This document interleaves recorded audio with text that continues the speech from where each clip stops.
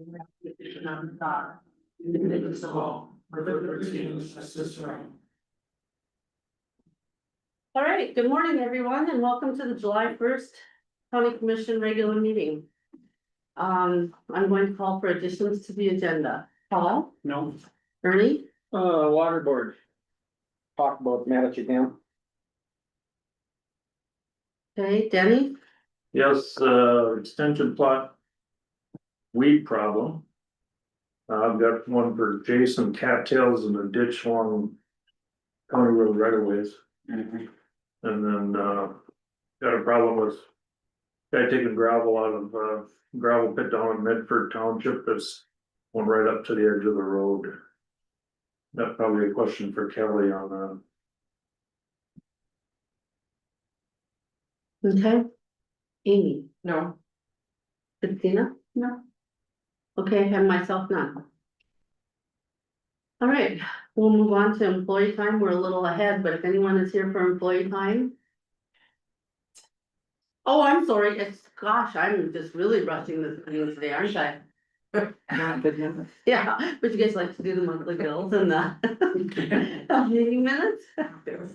Okay, all right, we're gonna back up. All right, so everyone was provided a copy of the June 17th, 2025 regular meeting minutes.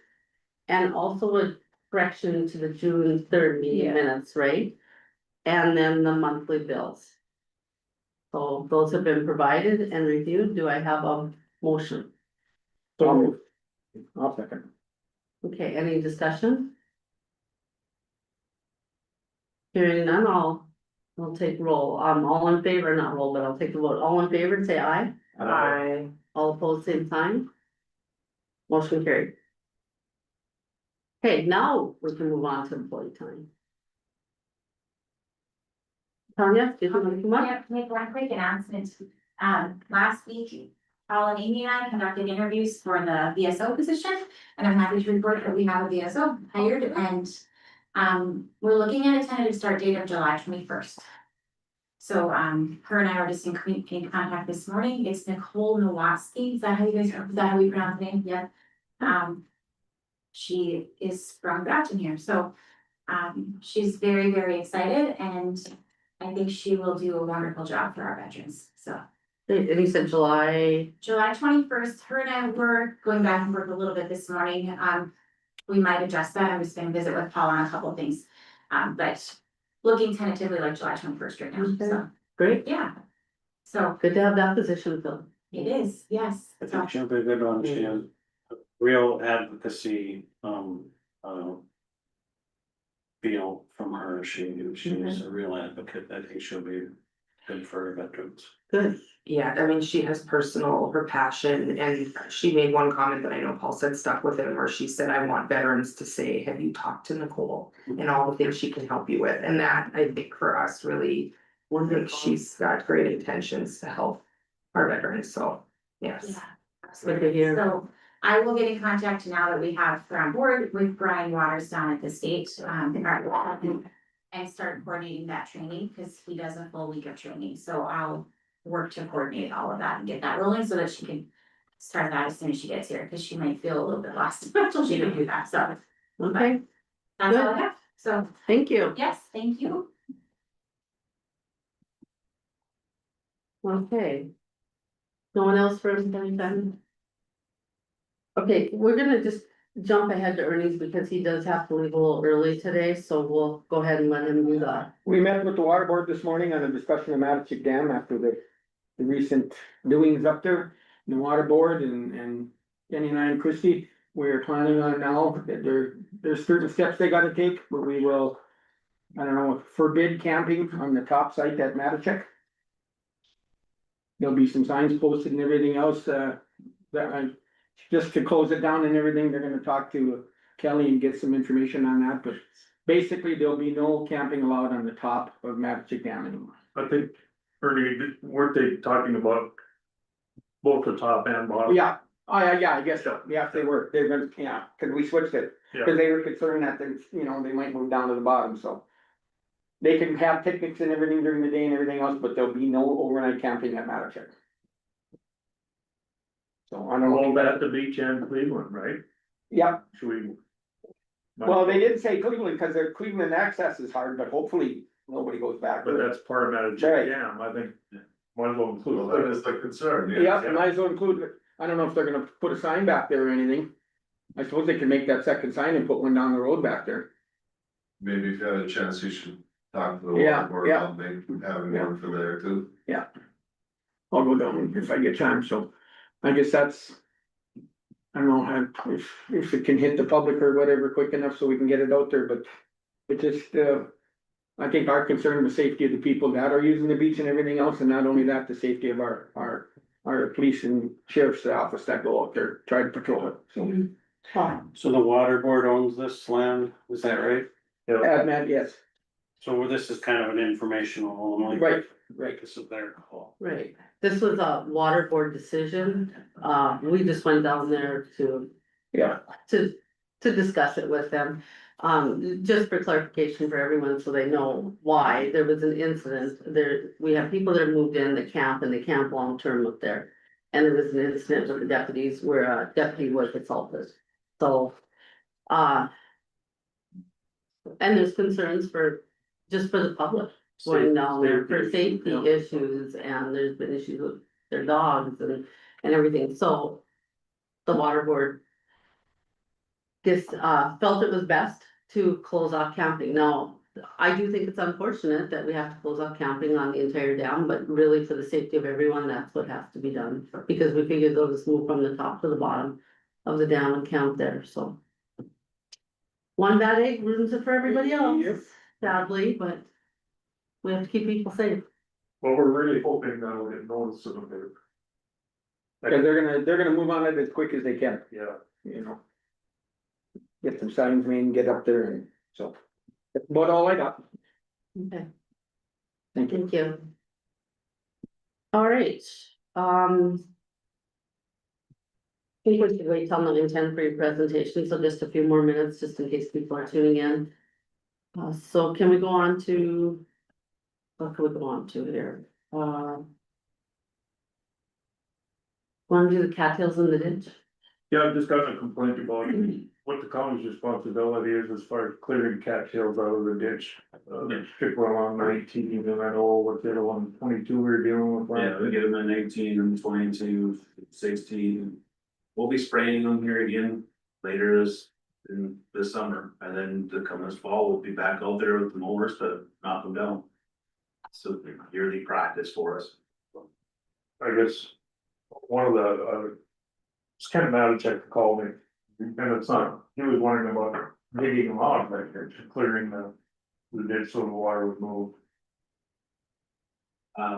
That's gonna take something a lot more. The water just sits out there, it doesn't go anywhere, that'd take a full new structure, probably, probably dropping culverts and everything else to get that weapon. What's our policy on? He wants to put in an approach and a culvert. On his private, he just has to send in a permit. He wants to put in an approach on the private land, he just sends in a permit. Well, it's application. under county regular. Yeah, so they send in a permit application, just like if you're cleaning the right of way. And ask for permission and put it into the right of way. So do we cost share on that crossing? No, We never have. not for private. No, What are they allowed, one driveway or one per half mile. per half mile, if they got one already, then, Standard has always been, don't have it, but. Yeah. So, but no, we don't cost share on anything into driveways into people's houses or. Or anything like that, that's all. So is it, do I understand that it's a brand new crossing going in to access some land that they bought? is there a driveway there already? You'd have to. Cause if there wasn't, then we'd probably cost share part of it, wouldn't we? No, No, not even, we don't cost share for anything that's private. There's no cost shares for that, we'd run out of money. For private access? oh, okay, it's private, okay, If it's private access, we don't, if it's a township, township road, we do for that, but not for private. Okay, There's just way too many culverts in Walsh County that are failing that we won't be able to do anything else. So we don't cost share for private, whether it's a driveway into someone's house or into their field, we don't cost share those. not even the gravel or the fill or anything. Alright, yeah. Okay. You're good, Debbie? Yep. All right, okay, so this morning, 9:10 now.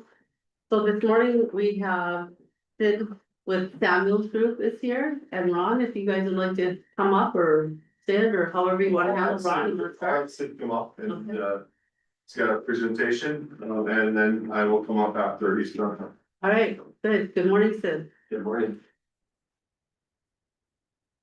All right. Ready? Ready? Okay, well, thanks for having me today. After the vote for the referendum had failed the one question, our group regrouped again. And the big question was what funds are available, what can be done with them? Is it worth continuing to pursue this further to see if we can get the jail constructed so that we can avoid the transportation of inmates, because that's really the first priority as far as I was concerned when we looked at construction to begin with. So, I'm just going to start here. So the first thing we did was look, see what kind of funds were available.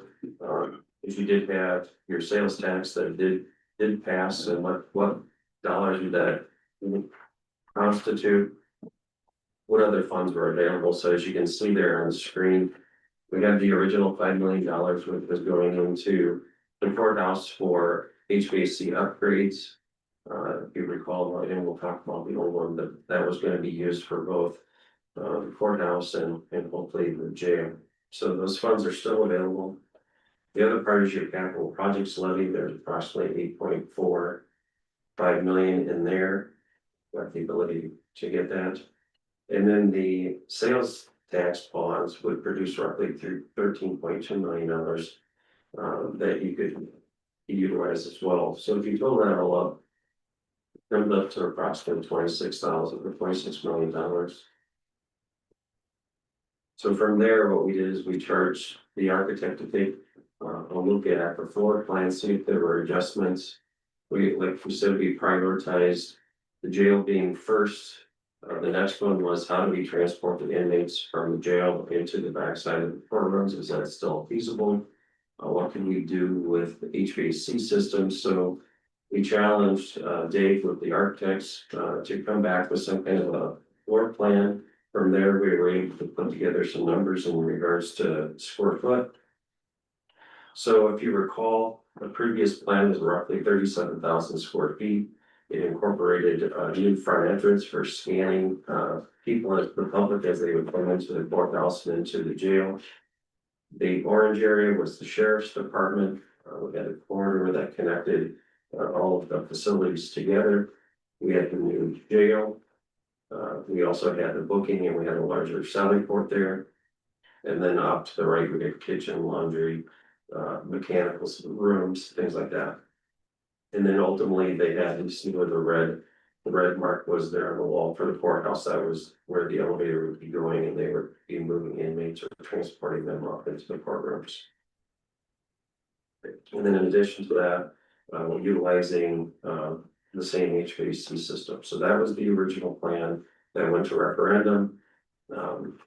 After talking with the architects, we revised the plan and said this is, you know, an opportunity for us to look at constructing the jail itself. It definitely has some differences in regards to what we originally proposed versus what's here. I'll do my best to point them out because I think there are some sacrifices in this that you need to understand. But the biggest part is how do we avoid paying other counties money to transport inmates there, and can we house them here? So the first priority was the jail. The next one was the booking area, so we have to be able to still bring them in safely. Book them in, then ultimately get them into the jail. So those were the top two priorities.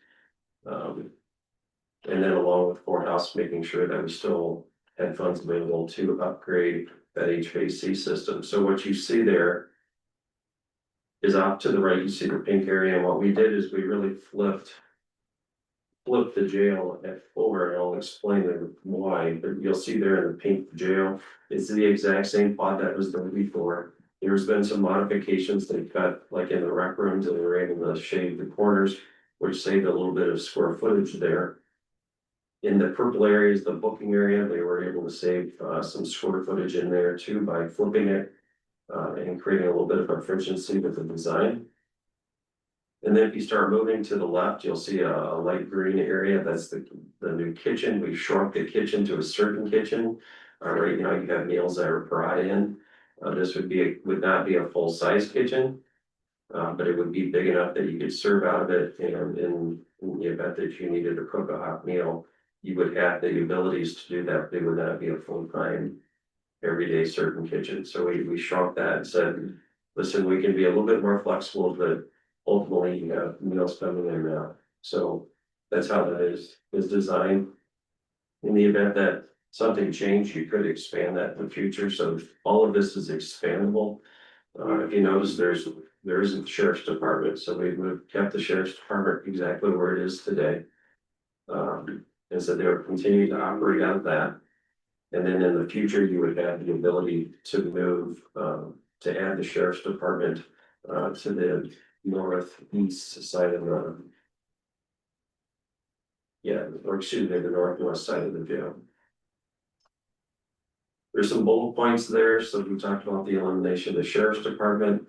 We no longer have that front entry into the courthouse, which would allow us to scan, people that were entering into the courthouse and entering into the jail.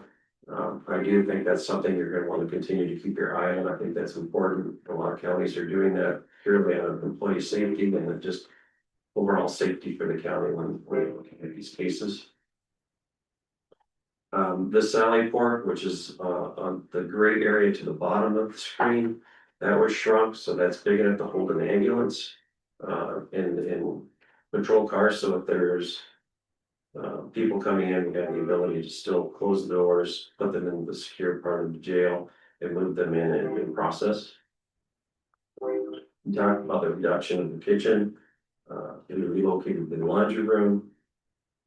The big thing to the left of the drawing is where your existing HVAC equipment is today for the courthouse, and the goal is not to demolish that. And that's why we flipped the jail to the north versus having it to the south. Was that our intent is to keep those, that part of the building intact and hopefully replace that with new equipment that would supply the heating and cooling for the courthouse and for the jail. So that still needs to be worked out in engineering, but that is the goal is to keep those existing spaces there and just replace the equipment. We talked about the modifications to the housing. Would reduce the intake, which is that booking area. Reduce the size of the property inmate, and that was to get some work into the laundry room space. And then the public entry to the jail would be to the south, headed by the Sally Port area, comes in there. When you look at that floor plan, that's reduced that floor plan from 37,000 feet down to 16. A little over 16,500 feet. Which is a significant reduction in square footage, but again, we've cut a lot of stuff out of there that originally we wanted in there for public safety and moving the sheriff's department over, but the priority is the jail. This is exactly a solution for that, so that we're not transporting those inmates out. We made this as small as possible, but the copies of the estimate and just kind of how we got to the $23.6 million. It's the exact same stuff you've seen in the past. We just simply changed the square footage up above, and we'll continue to move that square footage around as we continue to further into the design.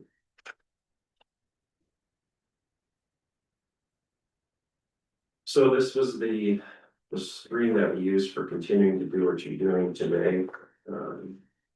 Just as a reference point of where we were during the referendum.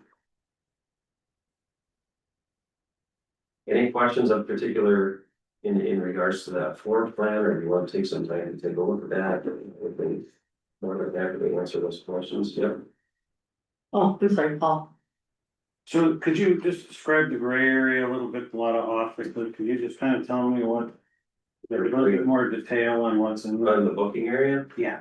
Okay, it's the exact same as what it was before, so we have holding cells in there, we have. As you can see to the south there, we have the satellite port, so they bring the potential, breast heat in for processing. That has all remained the same, what they've done, that they've shrunk that common area down a little bit. Rearranged some of the rooms, so they were able to reduce some of the square footage in there based off of those decisions by flipping this. Was the major changes that took place in that gray area. Okay, so those two areas, the gray and the orange area are pretty similar, or very similar to what was in previous. From a function perspective, absolutely, but the gray area has contracted. We needed to do that to save some square footage there. Ron, So the work release is still in there. I think that's a vital part of having the jail is having the ability to have our inmates out working as post sentence prisoners. So it takes care of that and the medical's still in there, so we have the ability for a nurse to have some area in there where they can privately talk to the inmates, and so a lot of the same stuff is in there. We've shrunk a lot of the stuff down and went with what we absolutely need in that, so you'll see most of the same stuff in there. So the one thing that does not take care of things is the sheriff's department. So we have a roof, we had some issues there that we presented to the public. We have more funds than we have, so we're below that 26 million mark. The goal was first priority, get the jail completed. Second priority would be to use dollars to help basically get the sheriff's department back to where it needs to be so that it's doesn't have leaking roof, and that we take care of some of those issues that were taking place over the sheriff's department. To at least prolong the sheriff's side of that facility. The jail would just simply be, you would abandon that use of it. But rather than spending money to demolish it, we're using those funds to help improve where the existing sheriff's department is and making sure we're leaving the jail as the priority. So that. Amy, So when it comes to HVAC, I know the discussion was to be able to replace, so it would be campus supported versus all these separate. With this change, is that, are we going away from that now? No, our goal is to, I believe that we're talking about burying the line over to your EMS building or the administration building, right? Just We still have to continue running air cooling to that admin building. That would have to, we'd have to do something with that, whether it's burying a line over to do it, or it's gonna have to get his own new facility over there. That's too early to say on, but to have one, look, just so you have a boiler system and heating and cooling system at the LAC, you're still gonna have the boilers at the admin building and the new system here and the Chase building, so we're not going to be, I don't see us reducing much. We're still gonna have multiple facilities to. From the efficiency, that was a big bonus for me with the initial plan, with being able to try to have one system for multiple spaces, and then. The other question comes down to, so we're just gonna keep band-aiding the sheriff's office at this point, but. The goal being that we may be looking at that at some point down the line, if we need to add it on. To the jail is Right. not. I think at some point we will. Ron.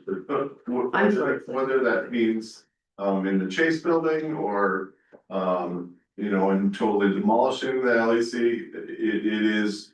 That's something that we are talking about moving forward to see. Whether it's even salvageable, right? Whether we need to move to another building or, so there is that discussion that has happened and will continue to happen. The first priority would be, of course, to get this built and then discussion along the way on what happens next with where we go, but. I guess when I'm looking at this, I would like to see us just totally forget about that conglomerate over there. We sort of told the people and everything was rough shape and everything else, and yeah, we're gonna fix our roof and everything else. We got a Chase building here, we can put a little bit of money and move you guys in there, and in the long term, if we decide in the future, if they wanna add on and put sheriff's offices over by the courthouse, or what we're doing here, they can, but to me, we've spent so much money on that building and we told everybody it was in bad shape and now we're gonna try Band-Aid it again. And I'd have a hard time voting for that jail if we're gonna put money into that building. I think what we're talking about today though is what do we do with the jail? Right. And if there's funds available to, Yep, and you've got time to deal with the sheriff's department right now, we're looking at what do we do with these inmates and making sure that we're not, and it was a taxpayers aren't paying to transport these inmates out of this county. I mean, but that's. somewhere agreeing, with me agreeing to build that jail, I want an agreement that we're not gonna stick money in there. That's just me, I don't know what everybody else thinks, but Well, I'm gonna present to you some other information and then you guys are gonna, I'll be done. And you'll have to make your decision as to what you wanna do and, we'll follow your instruction from you, but whatever that may be. yep, You do have some time with the sheriff's department. As far as I am concerned, the priority would be, if you're gonna move forward on something like that, this is the priority, get this going, and then figure out what you can and can't do, because depending on what goes on in the marketplace. Yeah. You may have more money, you may have less money. The priority is they gotta get these jail buildings, right? That's the big ticket. So what you do from there. Or how you wanna word things, that's ultimately your decision, so what you wanna do.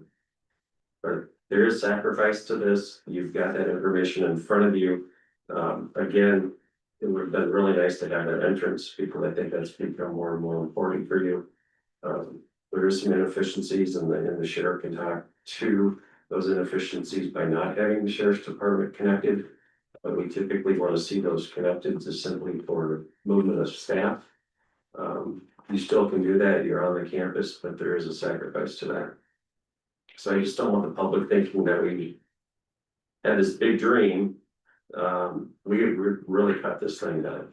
I think the architect did a good job of figuring out a way to get the jail still on this and be able to still do it with dollars that are available, and that's the ultimate goal.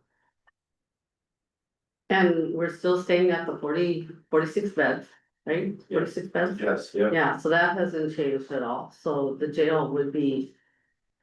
You know, jail would be there, we would not have to transport. That was.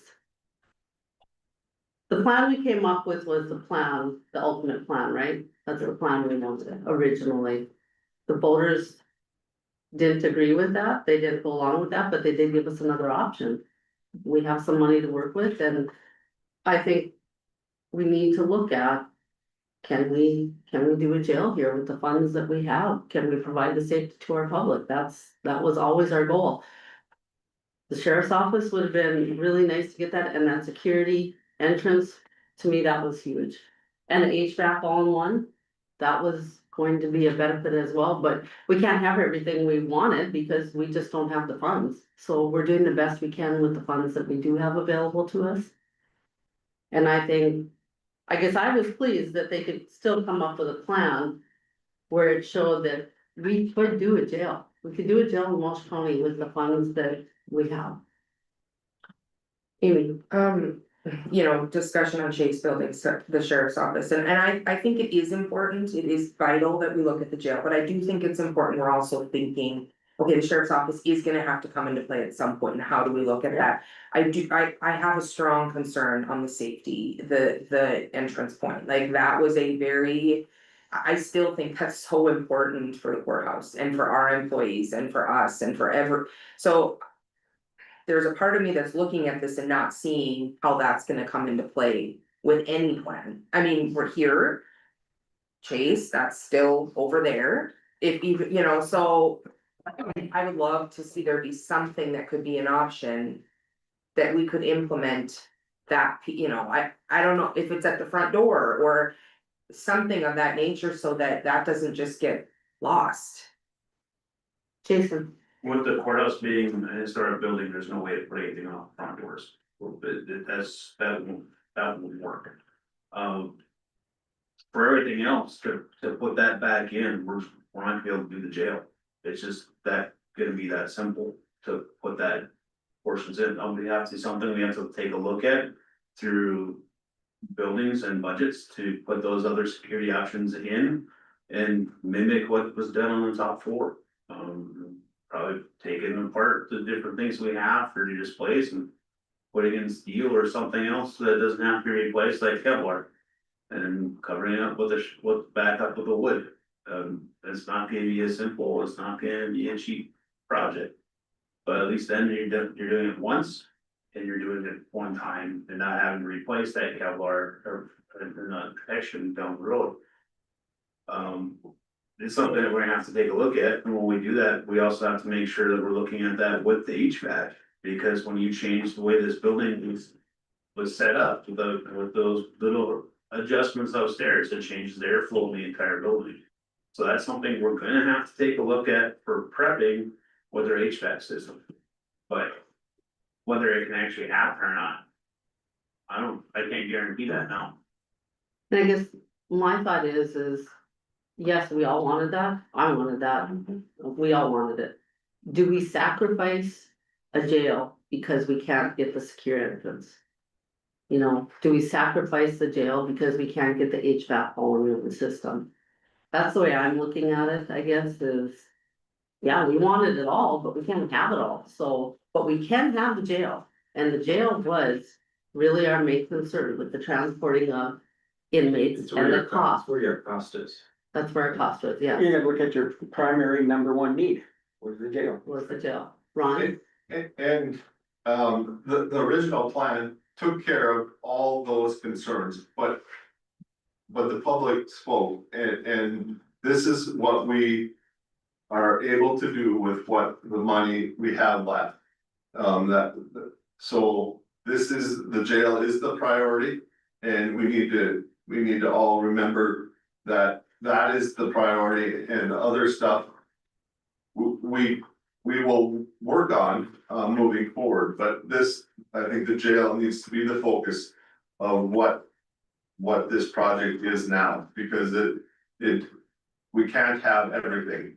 And, that first plan took care of a lot of issues that needed to be addressed. But we need to look on how we can address them in the future. This should be the priority now.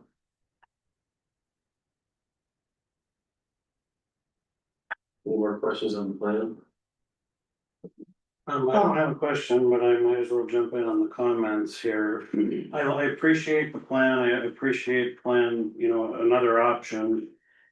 Frankly, I'd like to see more options, particularly on the financing of it. I have concerns, I've had concerns all along with implementing the sales tax. The people were told both have to pass over and over and over again.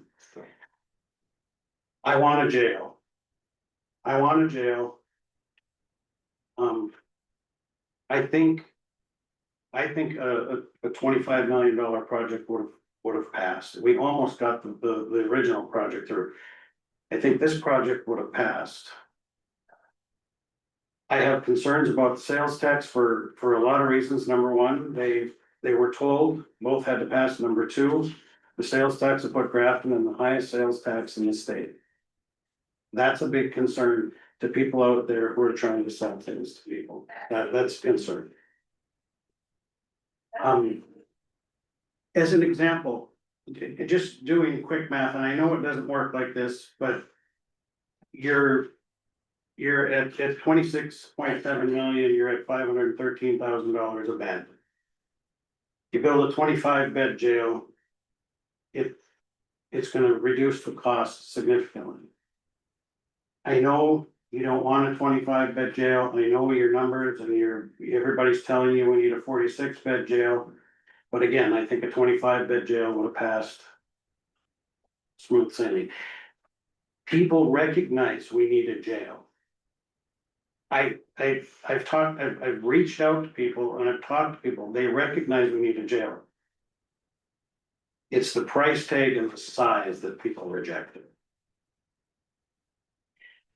Build your 25-bed jail, come back again and talk about more beds after you've had a chance to use the 25 beds. Talk about your entrance again. or whatever you wanna do with the Chase building, I'm really struggling with the 3/4 cent sales tax. Because that is not what was, this is not what was on the ballot, and there was no plan B. That was the response when somebody said, what's plan B? There is no plan B, and I appreciate the plan B, don't get me wrong, I want this to happen, I want a jail. I don't know that I want a 46-bed jail, and I don't know that I want to implement a 3/4 cent sales tax. And Well, we were just informed this morning that the cost of transporting of housing prisoners in Grand Forks went to what, $260? The juvenile, they just can't be contracted with the state for 260. So, well, what did you say Cass County went to? It was. What, the other day you were talking 130, 100. No, I wasn't in 150, was I'm thinking, they were talking about, I don't know if it passed, but everybody's going up. You know, and I was totally shocked this morning when it hit the news, and it caught my eye, it was the state was contracting with Grand Forks for their juveniles. Was gonna be a contract of $260. So, Madam Chair, will we still be able to for women in a 25-bed facility? No, Would not, I'm telling you, I didn't think I so. would not build a 25-bed jail, I just would not build a new jail. Because if you exceed the 25 beds, you're transporting inmates, so now not only are you taxing for a new jail, you're taxing to transport, and they're coming out of two different funds. And so I personally, just with the numbers that we have seen over the years, if we've been at this for a bit, I don't see a 25-bed facility. It may do it immediately, but we've already seen, you have people that are out there that have not served time. The judges already spoke to the number of people that aren't being arrested. There was a whole compelling story to why that made sense. I don't want to disagree with people, but at the end of the day, when the group asked us, could we build something for the dollars available? This is what we came up with. And I said to all of you, if it doesn't make sense, don't do it. Right? I would tell you, but 25-bed jail, you're not going to reduce it as much as you think, because you still have to build the booking department, you still gotta have the salary for it, you still gotta do the work inside the courthouse, and so the reduction in costs, I don't think would be as substantial as you might think. And then you add your transportation cost, and all that comes back into play again. You're better, I think you'd be better to just wait. I would not make that recommendation, but that's your choice. well, And I don't wanna get argumentative, we are the expert, Yeah. but. I asked that question when we were talking about the $46 million jail, and I was told the same thing, it's not gonna save as much as you think you are. But here we are with a 46-bed jail, no sheriff's office, and it's half the price. So we did save as much as we thought I would, I mean, that is a significant change, I understand the projects have changed significantly, but all we really did was drop the sheriff's office. We've got the same number of beds. You have the same. I'm not gonna argue with you either, Paul, but we didn't just drop the sheriff's office, we dropped the entrance. We dropped the That's fair. That's fair. connecting the buildings together. We dropped the sheriff's office being in the same complex. So there were some major concessions that we made. Yeah. To have this current plan, and I think if our priority is to have a jail, this accomplishes that, and it accomplishes it. Not with everything we wanted in that first plan, but it does take care of the need to have a jail. So on both sides, I own a business in the city of Grafton, and when this referendum came out, it was up to a 0.75% sales tax, correct? Yes. So that is concerning to me, that 0.75% is there for 30 years. Yes. You know, as long as I own my business, that's what I'll be dealing with in term, that will affect me from a business perspective, and I don't love that, that's not a great. But I'm also a believer in that I hope that the city of Grafton and cities in Walsh County grow. And when that happens, our needs, because we have more people, grow. So I choose to take the view on it of looking at the vision of saying, build something that will support growth instead of putting us into a whole, into a position of, we have a 25-bed jail, we grow. We have another problem. We are now dealing with, taxing on both sides of it. So, I guess that's how I will say I see it. I am someone who likes to look at things from the perspective of if our communities grow and our county grows, a smaller jail is not gonna support that, because of course, with more people, unfortunately, comes more potential for crime and arrest. And I want people in jail. I'm sorry, but if you commit a crime, I don't want you home on an ankle bracelet that is a potential threat to myself, friends, or community members from a safety point. So that's how I look at it now. Paul, Another point I wanted to make is we're committing all 10 of those special project mills to this project, which is a great use for those mills. But we're not gonna have those mills to do anything else. We're not gonna have those mills to fix the LEC. We're not gonna have those mills to fix the admin or the Chase building. That's a concern to me as well, and that's another reason why I think. Again, I want this to happen. But I'm not, I don't wanna rush into it and, well, this is what we can do, so let's do it. I think it might make some more sense to take the whole thing back. Put it on a ballot with a smaller or no sales tax. And a few more mills. so Paul, could I just point out though that Right. previously, we had committed all 10 of those mills. I understand this. So that's not a change, that's not a change. I understand what you're saying about that we wanted a yes vote on both. That's what we promoted, right? A yes vote or no vote, that's what we promoted. We can't help that the public spoke differently, and the public said, go ahead and use sales tax.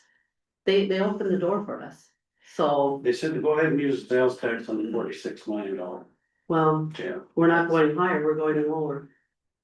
So, yes, I agree with can Paul. you just introduce yourself for the Dwayne record? Hay, Edinburgh Fire Department. and- Say your first name again, I didn't catch it. Dwayne Hay, Dwayne K, okay. I agree with Paul.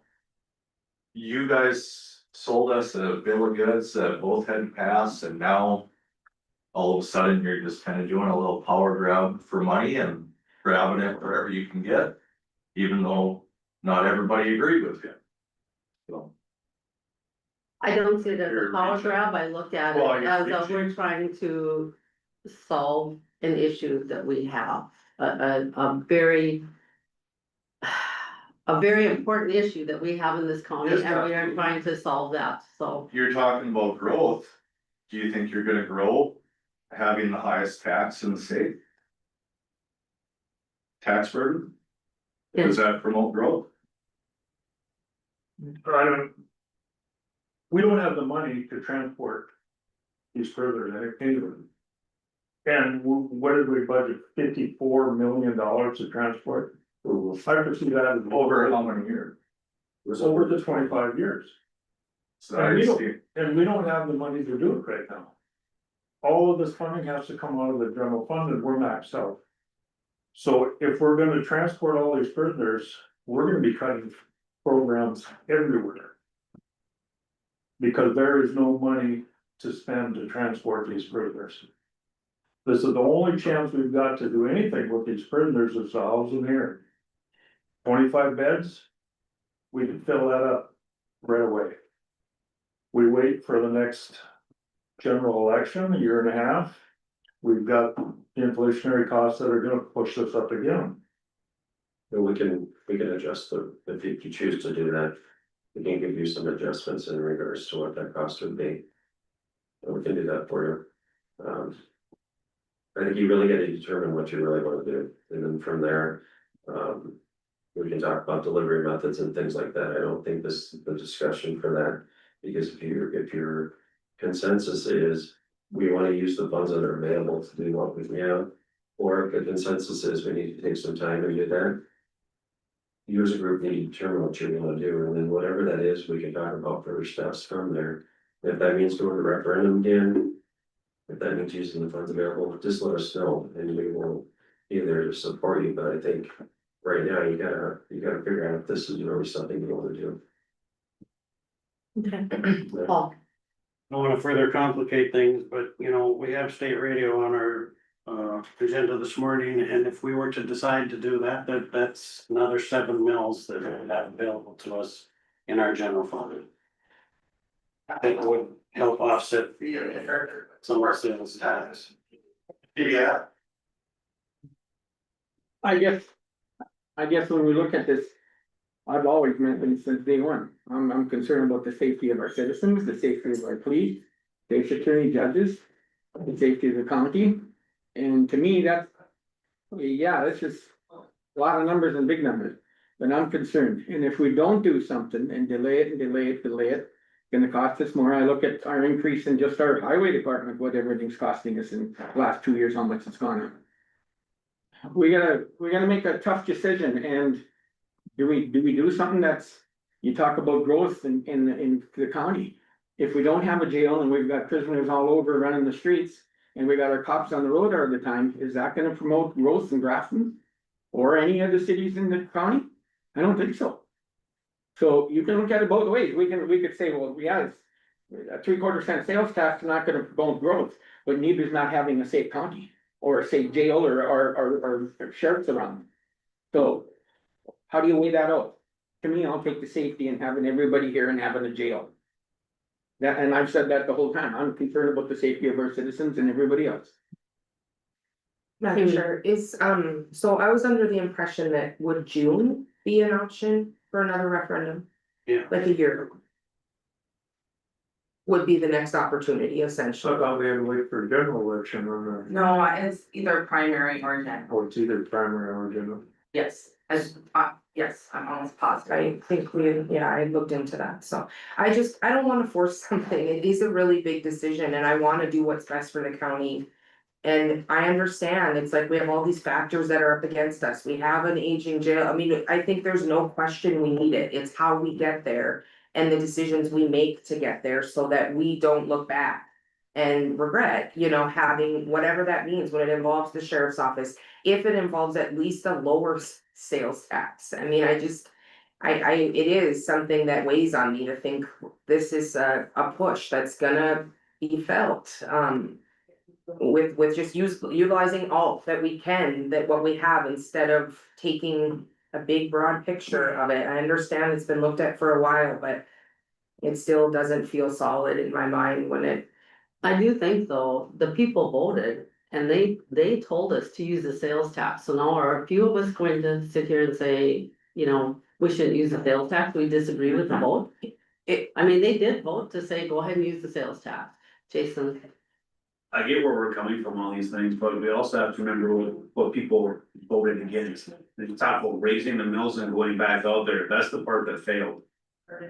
Nobody wants their taxes raised on their mills, I mean, that was evident in how they voted on it. So they're trying to go back after everything and say, okay, we're coming back, and we're going to come back for more mills and less sales tax. I think you're gonna be in the same boat. We're not coming back for more mills, though. We asked for 20 mills, but we wouldn't need 20 mills. Still, their property tax is going up. That was also before the 1,600 primary residence credit, so there's that. too. I mean, I understand where you're all coming from, and I appreciate your position.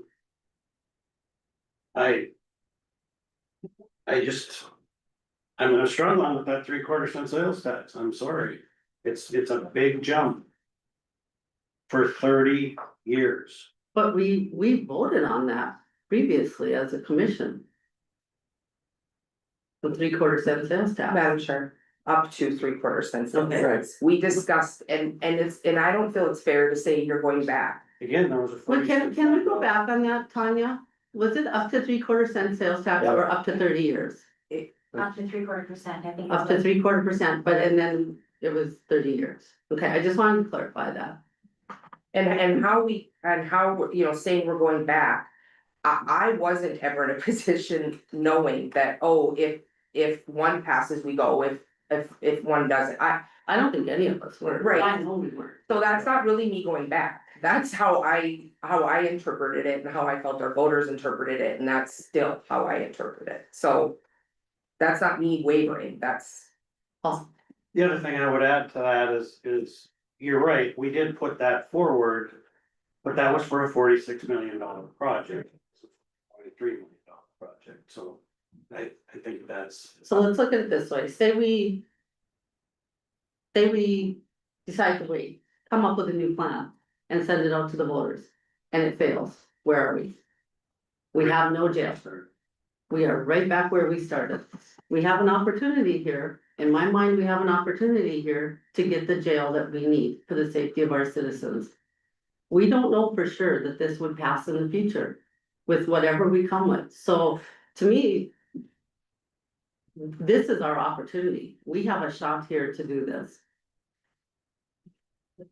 Ernie, Surprising since the vote, I had a bunch of people ask me, what are we gonna do? And I said, we're kind of another plan. I'll bet you 2 out of 3 of them told me to go ahead and build a jail. They said, I need a jail, I get it, and I said, yeah, but it's still that, how we worded or whatever, what do you think? And they said, well, the vote was yes, to have the sales tax, but I want a jail, and out of the 2 out of 3, I was surprised how many people owned businesses in the county that said build it. So it's a matter of, and maybe they're just the ones coming to talk to me, I don't know. Cause most people, the yes people always come talk, and the no people will talk over here and not talk to me. But I've had people going both ways, and that surprisingly shocked me that I had more people saying, go ahead and do it. Cause they're concerned, yeah, it's gonna cost me in property tax, and I had one person that owned 3 businesses. And they said, I'm worried more about the safety of my businesses and the people in the town. Well, It totally shocked me. it was presented to you and it was presented publicly today. Maybe take the next week or so to Yeah, evaluate this, talk with whoever you want to talk with, to come back at it. And determine if this is something you want to continue to move forward with. The inflation is real, so if we wait another year, whatever that design would be, we will be paying more dollars for it. We know that. That's in fact not a comment. We've given you data, we've given you our advice in regards to the sizes and things like that. Just because we give it to you doesn't mean you gotta build it. That is our recommendation. But rather than feel like you have to make a decision today, then maybe it's worth take a breath for the next week or 2 or whatever your next meeting is. Discuss what you wanna do. If it's something you wanna continue to move forward with, we're right here for it. If you decide that you're gonna wait another year, put it to referendum or whatever it may be. Just figure that out. maybe in 2 weeks we'll get more feedback too, Right, just and that's what I would like, that way you completely have a good understanding of what you are, that you're gonna be voting for in 2 weeks, or whatever that is. It gives you some time to, and you may look at the plan and have some additional questions too, if you do. Give them to the sheriff, and we'd be more happy to get those for you, but I think that might be better. It is a very good decision for you, and it has implications. One thing on our agenda is the next commissioner meeting was for July 15th. We were looking at pushing it to July 22nd, just due to conflict. Or we could, if we were to do this, we could hold a special meeting. We have July 8th as our budget meeting, correct? Could we bring it then to a vote, the week? Still a week, right? Then look, is a week really gonna make a difference? is 3 weeks gonna make a difference? Yeah, I don't know, Yeah, Well, let me, I'd like to have. we'll let you off the hot seat. Yeah, I'll give you so what we did is we had put together, and we can talk about this in the future if you choose to, but I think the big part about what we were gonna talk about today was the stop and start design. And so one of the problems, and again, we made it as small as we possibly could, but if you take a look at bid dates, and those are pretty critical, right? We've talked about those in the past, that we wanna make sure that if we're bidding a project, we're bidding it and we can absolutely maximize the opportunity, right? So I had asked the architect how long he needed to design, how long it would take him to design the facility so that we could get it out, so that we could obtain bids and get ready for construction. And the goal would be to get construction going for next year. So if we started right away, he said he needed anywhere from 6 to 7 months to get it completed. which put us in basically roughly in March, first part of March, where we would be receiving those bids. And that's usually the best time of year to send a project out for a bid because everybody's looking for their work in the upcoming year. If we waited to do an RFP, and that usually takes us anywhere from a month, 2 months roughly. We use 2 months in this scenario. It puts you to bidding your activity in June, late June, and that's not when you want to be bidding work.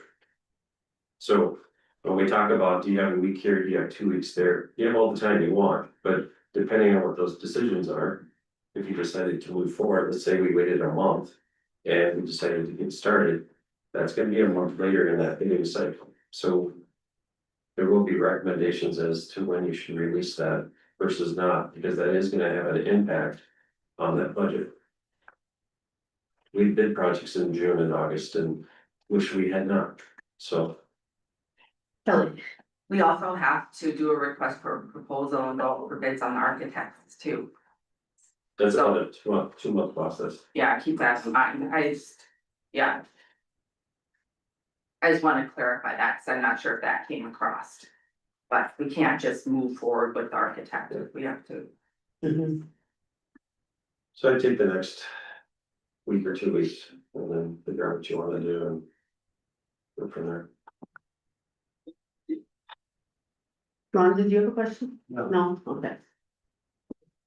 All right. Thank you, Sid. That's all I have for you today. Appreciate it. Thank you. Yes, I'll have Ron come up now.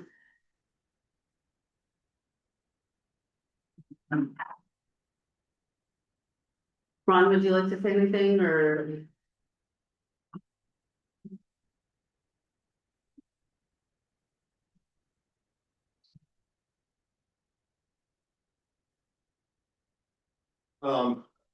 I understand that we're gonna wait and I respect that. I just, representing the jail committee, and it is our recommendation to go forward with this project as stated from Sid, and I think it's, take the time that you need to decide that, but that is our recommendation. We appreciate that and all the work that you put into this. I don't know that I'm in agreement with waiting, but I guess I'm gonna go along with the rest of the commission would like to do. Then, I think we should move ahead with it. I'm on the jail committee with Ron and absolutely, we blow gasket over at that jail and we're behind another year. We've got transport costs. We've got a bunch of people that we don't want in the community out there with an ankle bracelet on. I just don't see any other way. Madam Chair, I would at least appreciate a week, I mean, I'm okay with the 8th on our budget afternoon for a vote, but. I guess I would appreciate a little bit of time for having a new proposal put in front of us and. Going, I mean, it's a big decision, like I understand, but I'm not feel comfortable with making a decision. When I have concerns, I guess, on the other end. I guess I'd like to see a week just to see if I get some more feedback. I don't have any problem making the decision next, but we'd have to have a separate meeting from the budget meeting. So make sure we do that right. Paul, I'm assuming you wanna read. I'm okay either way, really. I'm okay either way. I don't think a week would hurt though. Okay, our July 8th then is, our budget meeting is at 1 PM, so we would have the jail discussion first, a special meeting for the jail first. So we can't move our budget meeting times now, so would we go 12:30? That work for everyone? Ron, are you available that day, July 8th, 12:30? All right, I guess based on hearing that the majority would like to wait a week, we will go with July 8th. Special meeting at 12:30.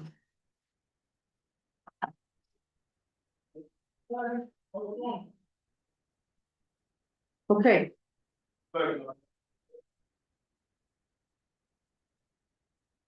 state radio, are they, please, pardon?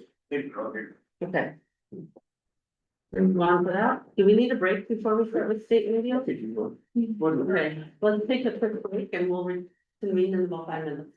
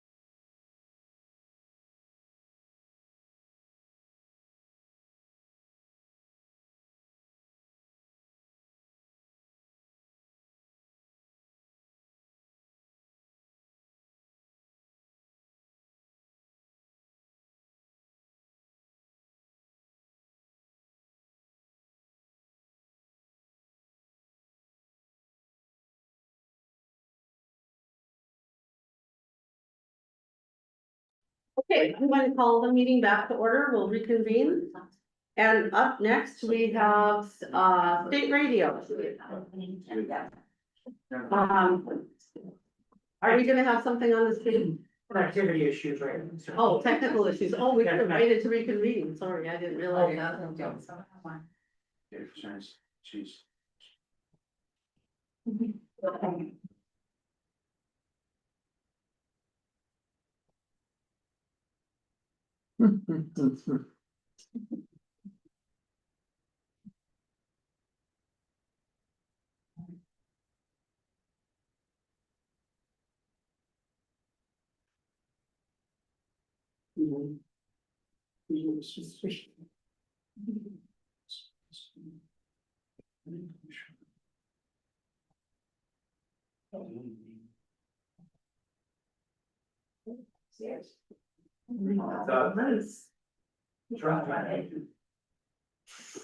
But I'm not doing that.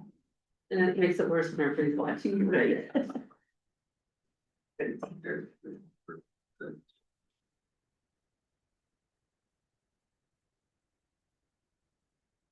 There we go. All right, well, she's making the final adjustments here. Sorry, I feel like I need to be standing up being in front of the commission, so. I'll stay away from the hot seat if possible, so I can kind of see both. I brought Miranda Jangula with me. She's my deputy director.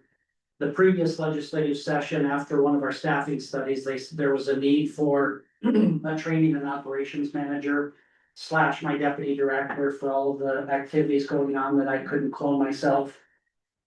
Shelby Schmidt is my technology manager, just promoted into it. Last week. 2 weeks ago, okay. And then Jen Hardy is our policy and QA manager. We did some reorganization when I first took over. We were an extremely flat organization with very upward growth limitations, so after I came on, we did some reorganization to be able to have some trainers on every shift and having some other critical duties covered, that we were having people do, but we needed consistency. So that's who the folks that we brought with today, and I can share email addresses and everything. We can share the presentation when we're done. I think meeting number 6, number 5, depending on with the various folks and questions and answers. We can go to the next slide. This is just a high level of what state radio does. This is for all counties that we dispatch for. We were at $1.39 last biennium. The new line count starting today is $1.59, and that's what the county pays. And that's holistically, and it's based off of the Association of Counties Line Count Register. Excuse me. That billing is done quarterly in arrears, and the reason for that is when the Association of Counties started doing the aggregated line counts, there's 3 months of fluctuations. Verizon may not get their line counts submitted in time, T-Mobile may be late, or whomever local telcos may not meet the deadline, or it's a plus minus calculation. So we let the first quarter go and adjust, and then we bill a quarter in arrears. So we're truly billing 6 months back after those numbers fluctuate, because we found the treasurer's office, the auditor, hey, we were +7 lines, -12 lines, and it's always a moving target. So then we just average it across that quarter in arrears. So we're billing a quarter behind at any given time as we rotate through all of this. Our computer-aided dispatch CAD system is Hexagon On Call. Part of that is all of that is included with the cost of the line count fee. You guys are currently using Central Square for your records management software. This is disparate from that, so there would be 2 systems that data entry would be taking place on. However, Central Square Zerker is actually looking at a interoperability hub. Sioux Falls, South Dakota is actually having them develop it to be able to go between Hexagon and the Zerker Central Square. And it would be a data mapping exercise of what data transmits back and forth. But that is not there yet, so that I wanted to definitely point out. So it is, the Hexagon On Call is not a records management software, but there's no cost per user. You could have 1 user or 20 users, it's at no cost. That's part of the line count fee that we bill. touch base on the no extra cost for the in-vehicle. You guys already have NDGov and you have GPS in pretty much all of the law enforcement vehicles, so that cost of the GPS puck or cradle point or whatever you call it, would remain. Mobile CAD is available for fire and EMS, so they can acknowledge calls on those devices. And you can use the smallest Windows-based tablet out there, and that's actually what it'll run on. CAD mobile is internet-based. So fire chiefs, ambulance crews, they can have that at no cost. That's part of your line count as well. It just again requires the window-based tablet. And then that motion through NDIT that you guys see usually on the billing today. This is the counties that we cover today. As you know, Pembina came over last May, as we navigated forward. We just got a draft of our staffing study. So we did a large staffing study that showed the need for trainers in Miranda back at the tail end of 2020. When we took on Pembina, I wanted an addendum made to it, and that actually just hit our desk late last week as the draft, we're just going through it. If we have the size and capacity, and they did 2 scenarios, and I'll share that study as soon as it's official. They did a scenario with, I think, 27,000 calls and 22,000 calls, so we could get just kind of a baseline average. And we are able to consume another county with minimal. They recommended doing a power shift, a 9 AM to 9 PM addition to our team. And we've actually wanted to do that for quite some time. So with that, 66% of our calls come in from 9 AM to 9 PM. So that's recommended, one of the recommended items that we're gonna look at staffing wise when we get back is how we can adjust shifts and scheduling to be able to cover the power shift item. But the yellow counties are all coming into us. Morton County is an exception. The city of Mandan is part of CENTCOM due to the population size. The city of Mandan is too large. They're above the 25,000 threshold per century code. So per century code, anybody with less than 25,000 people can call us and say, we want to come to you. Yes, century code says we have to. So we just have to make it happen. So that's why we wanted the addendum to our staffing study to at least have a line to see where we're at. And after bringing on Pembina, they brought in quite a bit more calls for us. So our northeast actually is one of our busier ones now with our western edge. But again, just wanted to share this with everybody. Darren, can you clarify, because I can't read on the bottom there what all the different colors are? Yep, so all of the other counties are disparate counties. So Botno, Renville, the green on the top is adjoined. Cavalier Towner is adjoined, so that's where the PSAPs are at. Gray is Central Dakota Communications, the yellow State Radio, and then any of the blue are self-dispatched counties, so Okay, Dickinson, Stark, Stutzman, Cass, Valley City, Fargo, Red River, and Jill down at Richland. So it just basically the color coding is the Okay, PSAP. but the yellow is, Yeah, the yellow, all of yellow is state rated, okay, and the stars are the individual PSAPs. The little gray chevrons are the state radio towers sprinkled throughout the state. okay, thank you. Yes. Currently, we've got 22 fully trained call takers across 4 different shifts. We have 4 that are about 2 months into training, just about 2 months into their training cycle. And part of our training is we do have a training academy set up. Part of bringing Miranda on is the deputy in the training operations. As we were training across the 4 teams, once we bring them on, there were just some discrepancies of foundational training, so we set aside a 2-week training academy. They come in, they shadow for 7 to 10 days. We send them through the training academy at our backup center. So they've got hands-on doing data entry as calls come in, learning all of the keys and tricks. And then after that training academy, they go across, and we only bring 4 on at a time, 1 per shift, and they're assigned to a trainer right out of the gate. So right now, we've got 4 that are going through training. We're going to be hiring up to 4 more in August. We have 2 offers that have been accepted for August start date. And I think Miranda, you've got interviews coming up for a couple. I have 1 interview on Wednesday, but then I'll do more like July. August. We have a minimum of 5 on at any given time, plus a supervisor, and then Jenny and Shelby also fill in as needed for vacation coverage, higher volume calls. A good example of that, Shelby kind of drew the short end of the stick. She lives on Frame Barracks, so a week ago, Friday night storms into Saturday, the Emberlin, storms. 2 weeks ago, yeah, Yeah. not this last Friday, but the Friday before, we've had back to backs. We had about double the call volume Saturday, about 650 additional 911 calls coming in. From that Saturday storm coming through. You were over there for most of the evening or part of the evening, or did you stay for the whole shift? No, I got called 8 to 1 AM and then had to be there for Sunday. Okay, so she filled in with her team and then, like I said, as needed, we've got on-call rotations. So if we have storms coming in, the wildfire season, stuff like that, we can adjust and have on-calls, that, we rotate amongst all the non-working shifts to be able to on-call rotation for the month and our schedules out of the month. So that kind of gives a good picture of kind of the staffing. We can have some questions at the end if there's And more. I'm also a fully trained dispatcher still, so they can call me too. I need more people. This is just a picture of the comm center. We just, from the previous biennium, we ended up getting furniture approved through, the last session, the previous session, so 4 years ago. So we just got that installed in January. We went, instead of curvature desk, we went with, straight lines, so when somebody is training, they're actually slid in side by side, so that way the trainer is plugged in listening with the trainee. So this is a good layout, probably very similar to what Crystal has in the comm center here.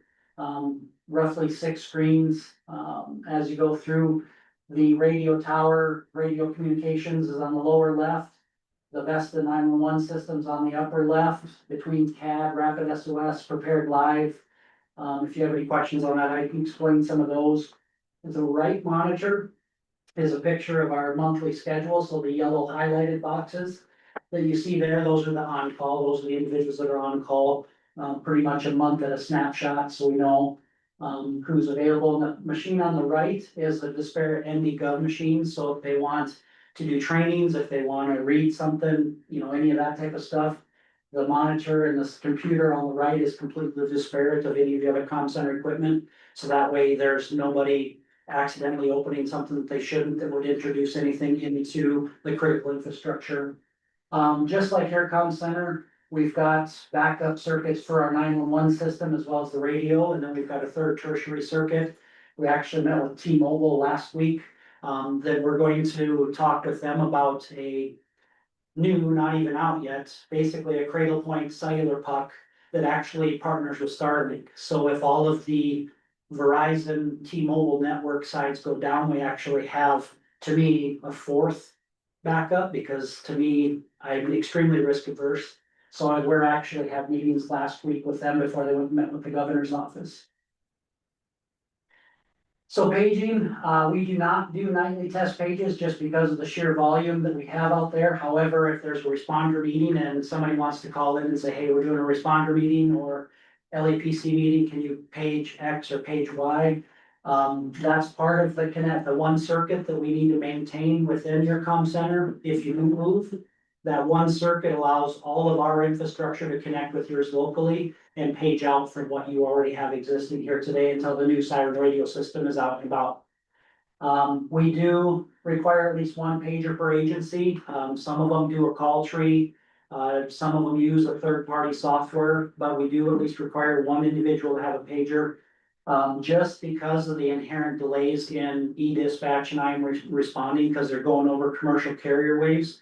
We've seen some of our agencies have 3 to 7 minute delays on a page. And when seconds count, that's one of the items. So when we utilize paging, we want to make sure that it's a direct connect. And that's actually within the ISO fire ratings and the ambulance code too, that they have to actually have a physical page. It's not one of our requirements. But there's a lot of people not wanting to carry a pager or a radio on their hip. They want to carry a device that they're already carrying. So there are some companies, Rapid SOS is one of the companies that are partnering with them with some of those third party. But you'll always have an inherent delay, unless it's a saturation of coverage, probably within the city of Grafton Park River that's got a saturation of cellular towers, additional bandwidth. But some of them, as you venture out throughout the county, there's not as much capacity on those tower sites. So that's where you end up with short delays, in some of those circumstances. Emergency calls, so the calls into state radio as the answering point. I wanted to have worked with Miranda and put some of our percentages up there. Again, we'll share the slide deck when we're done. No need to have the scribble, but 90% of our 911 calls are coming into us are answered within 10 seconds.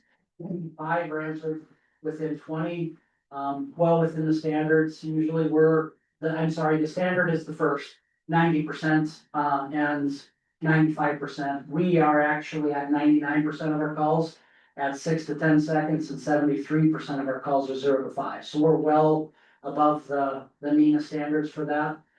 Even with the not having that swing shift person, power shift person in there today, that'll inherently improve those numbers too if we navigate that way. Non-emergency calls, this is always a hot topic, so I'll start with, we do not handle the non-emergency calls. But we do take them throughout. Inherently, they always come in. So the non-emergent calls come in from the dispatch on our administrative line, non-emergency line. And then from there, those that after hours, with us having the 26 counties, there's probably 12 different ways that they're doing it. We had people blind transferring or automatically forwarding their calls to us, up till last fall, so. In January of this year, we sent out a memo to the sheriff's offices and all the PDs that says you can't blind transfer to us. You need to at least set up some type of a call tree or a voicemail message. Because they'll think they're calling the sheriff's office to call John in because he's pushing snow into the street again after the 7th time of, being warned. So state radio answers and they have no idea why they got transferred to us. So we spend more time explaining to them why they got transferred than what the problem was. So when the memo came out, a good example, like Dunn County, I think, set up a call tree. If this is an emergency, hang up and down 911. If you need to talk to the deputy on duty, press 1. If you want to talk to Killdeer PD, press 2. If you want to talk to state radio's non-emergency line, press 3. Or if they don't have an automated tree, they'll do a voicemail with that. Here's the number for the deputy on call. Here's the number for the PD on call. Here's state radio's non-emergency line. Again, if it's an emergency, hang up and down 911. So a lot of this, we talked about Morton County and some of the other ones. Pembina did office deputies to be able to do like a Monday through Friday. A couple staff members say 7 PM to 4 and 4 to 11 to be able to cover a larger window of those administrative calls for warrants and things like that. But soon as they end up exiting the office, whether it's vacation, sick leave, something like that, they just turn on that non-emergent call tree voicemail type of item. They just poke the button and they're off. Morton County actually did keep on, so when they announced their transition, they lost quite a few of their dispatchers, but they kept on 4 of them to work this, so that they always have somebody in there, even if there's a vacation or there's sick leave. That person sitting in there does all their jail transports and there's all their warrants, like all of that administrative stuff, so. That's just kind of what they did, and they're kind of comparable, I guess, to what their setup is here. And they're our largest call volume county.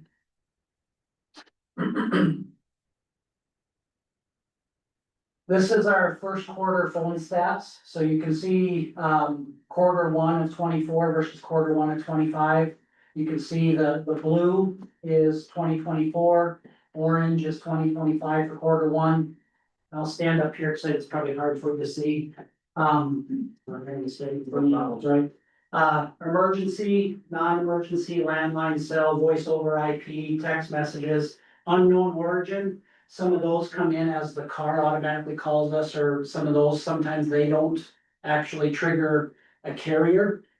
And then outgoing calls, abandonment calls, and then total. So approximately for quarter 1 from 2024 was 44,006. Quarter 1 of 25 is just under 70,000 total calls. The abandonment calls on the right-hand side has been a problem for all centers around the state. Verizon and Apple iOS platforms did automatically 911 dialing. Drop your watch on the floor to dial 911. We literally had farmers putting them in cup holders upside down and it was rattling the buttons. And they didn't realize it was calling 911 automatically, or it'll do the 7-second countdown and then dial. We actually were averaging about 1,700 calls a month that were hang up abandonments where we end up turning around calling the sheriff's office, hey, we had an abandonment. I literally, one time I was back there, I could hear the planter chirping in the background. I was like, he's planting, hang up, try and call him back. Of course, you're in a tractor, you're not gonna hear, you know, if the volume's not all the way up, vice versa. So NENA, APCO, the 911 associations around the nation really hit those carriers hard and said, you can't make it automatic, you need to. We even had kids on the ski slope south of Mandan wipe out with their phone and it impact called 911 and we're like, yeah, they're out at Huff Hills. Or there's kiddos getting pulled behind the four-wheeler out on the farms. I mean, those are all ones that were coming in that they were able to finally. October of last year, they dropped significantly with some of the updates and stopped the automatic. It was when you power it off, you need to confirm that it is an emergency or some of those. That was a huge ticket item for all centers, so that was a blessing. Because you average out 1,700 additional calls a month.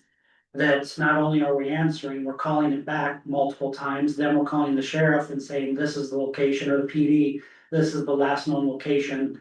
And so that's been a problem that has been resolved of late, but that's abandonment is a great thing to see because it was 3 times those numbers up until last quarter. Here's the administrative lines, so there's the 728 or 701-328-9921 local, or they can call the 1-800 number, that's the administrative lines that we share with everybody and plastered all over the place. You know, to make sure that folks are aware. We send out and we do monthly meetings and quarterly meetings with most of our 911 coordinators. As we get closer to the new radio system, we're switching it from quarterly meetings to monthly. That we invite all of the sheriff's departments and PDs to. It's hit or miss. Sometimes we get a pretty good crowd. Sometimes it's not a lot. Sometimes we have a lot to talk about. Sometimes we don't have so much, but as we're on the eve. State radio was the last, we were scheduled to be first with this whole siren project because they wanted to go with a state agency and be protected before everybody else went with their new systems and new councils. After they saw and dug into it, they found out that we would lose the officer IDs as they were radioing in with our Zetron system, so we actually had to go back and we were scheduled to go last. Well, as other agencies have gotten the new councils like you guys have here, we're finally at a point now where we're close enough to the transition window, we can actually get ready to put the new equipment into the center. And part of that conversation is, again, me being super risk adverse, and I used to manage that system for 5 years. And I was up here installing stuff with Motorola and teams. Not one transition went perfectly, and Crystal could probably attest to it, there's always something that happens when those new installs, and it takes a little while for those systems to burn in. So what we're doing with the project team and NDIT, you can bring 2 in, and we're gonna leave it for 90 to 120 days. Yeah, go ahead. I'm sorry. That's my fault. We have new radios that are needed already, right? The council you mean? Are you talking? No, the radios, the updated radios for. Most of the radios have been bought and we are awaiting, program. yes, the switch over. So most of the radios, I don't know about the fire departments, but We've all purchased, yeah, everybody in the county. I think we're ready for the switch over. Like how many years ago, Yeah. like 2 or 3 years? Probably more like 5. 3, 4, 5. Yeah. So with that, with you guys having the new councils already.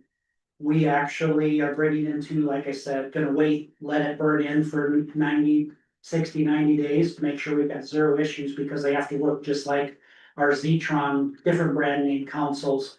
To make sure that as radio traffic's going back and forth, paging traffic's going back and forth, we're not missing anything. Again, there's too much risk at any given time to be able to open ourselves up for that. Once they burn in, then they're gonna bring 4 more in of our 10. So we've got 10 total, we'll bring 2 in, we'll bring 4 in.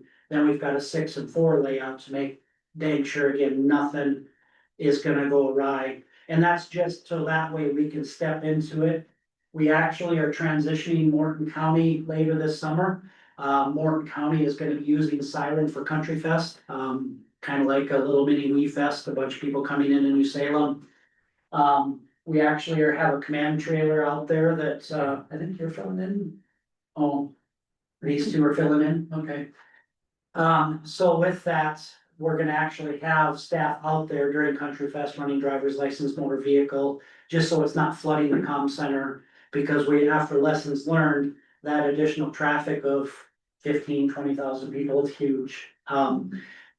People with fake IDs running that type of stuff, it was just inundating us, and one person was just babysitting that whole thing the whole time, which takes one of them away from all the other traffic and all the other stuff going on. So this year, we actually, sheriff's office is putting a command trailer out there. We're gonna put staff members out there for the shifts and be able to cover it to keep a lot of that traffic out, but they're utilizing the new siren radio system for all of that as kind of their, they can fall back to VHF as needed, but the main point of that is let's vet it. It's a good example of a controlled environment that we're gonna test it, vet it, make sure there's no issues.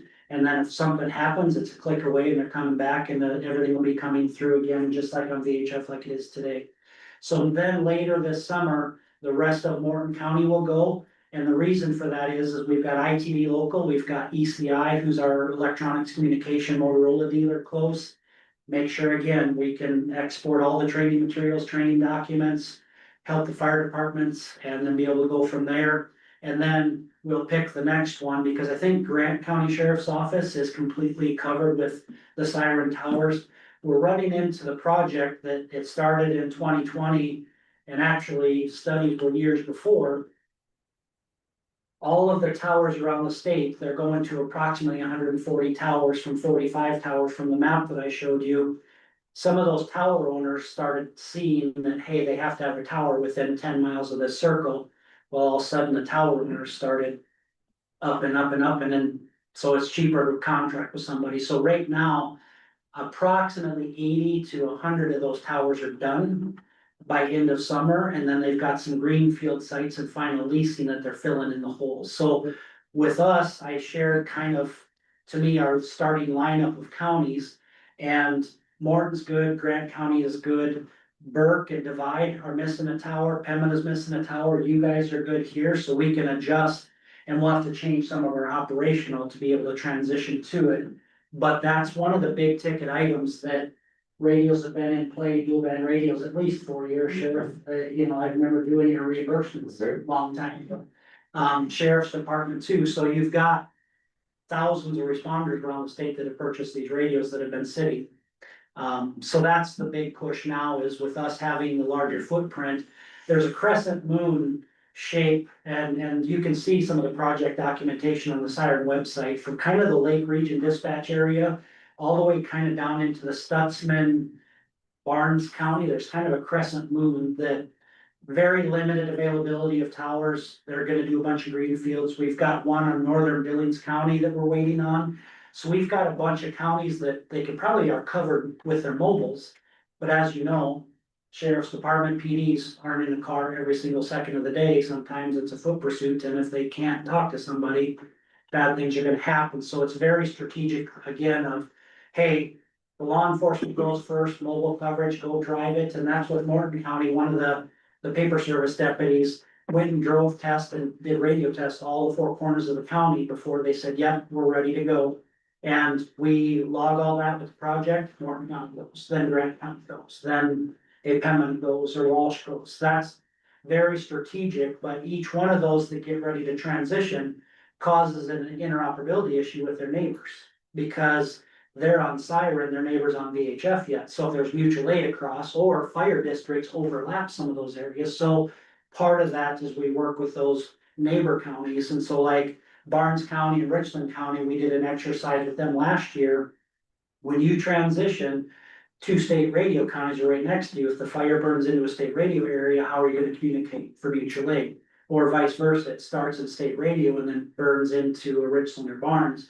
So we did tabletop exercises with the fire chief, so they actually understood, I'm operating great here, but if it ventures anywhere else, we're gonna have to go to the bank 5s of walkie-talkie mode, not through the tower, kind of line of sight communications for some of those burns that take off or the wind gets roaring.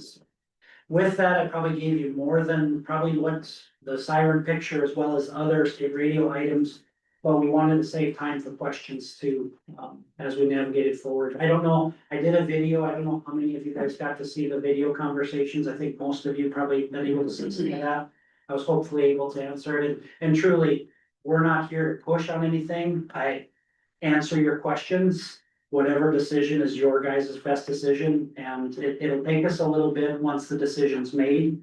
Pembina started losing staff the second they announced it, but they did keep a couple office folks and said, hey, if you guys stick around. We can abandon the 911 calls to us, but we can't page yet until that connection's made, so somebody would have to be locally to page. And that's part of kind of some of the conversations in that meeting and video that I did, so I will be quiet for a moment, and Madam Chair, you can ask away. All right, questions? Thank you. There's a lot of information and a lot of acronyms, and I worked for the federal government for a long time, and those acronyms were worse than mine. Okay, and if I need to, like, we can put a little dictionary in the back if we need to. Well, my first question is, since you were on the topic of siren. So we're ready to roll in Walsh because we have the tower, so we should be ready to roll. Is that They're on the okay? transition list, the last report I saw, and to be honest, I think you guys are going through final fleet mapping and stuff, and. Yeah, we can start transitioning once we get any of that stuff together, but part of that is dependent on if we were to go to state radio or if we were to stay local, because if we stay local, then we can start going basically right away, but if we go to state radio, we gotta kind of go on your timeline, so. And I think to me, like I had said, we kind of gave, here's our starting lineup, because it was based off of these towers are going and they're 100%.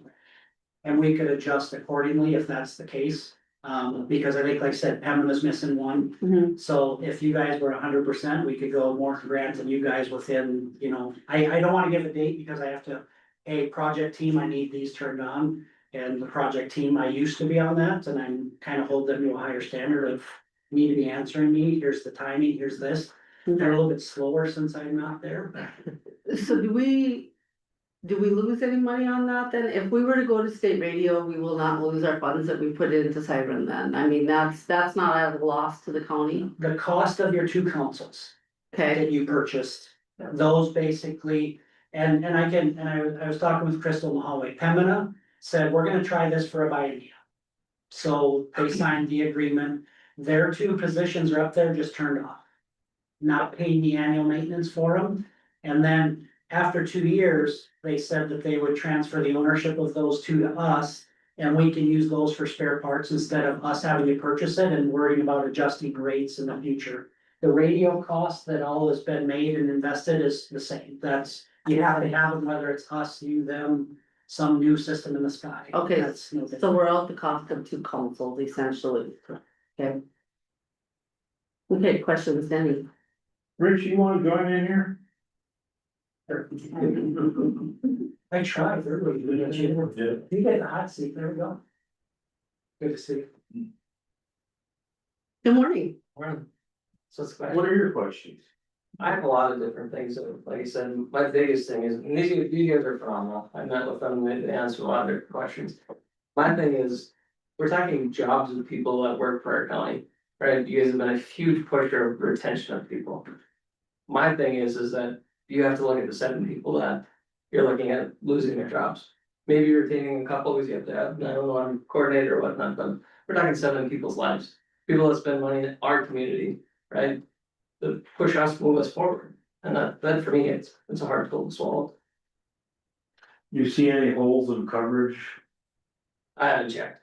That was one of the things that we talked about over in Cleveland Park, Mattojack Dam area, which has been a hot topic lately. That is definitely a dead area that we haven't worked together to check to see if that actually works or not. Other than the employment, loss of employees, what are your concerns over?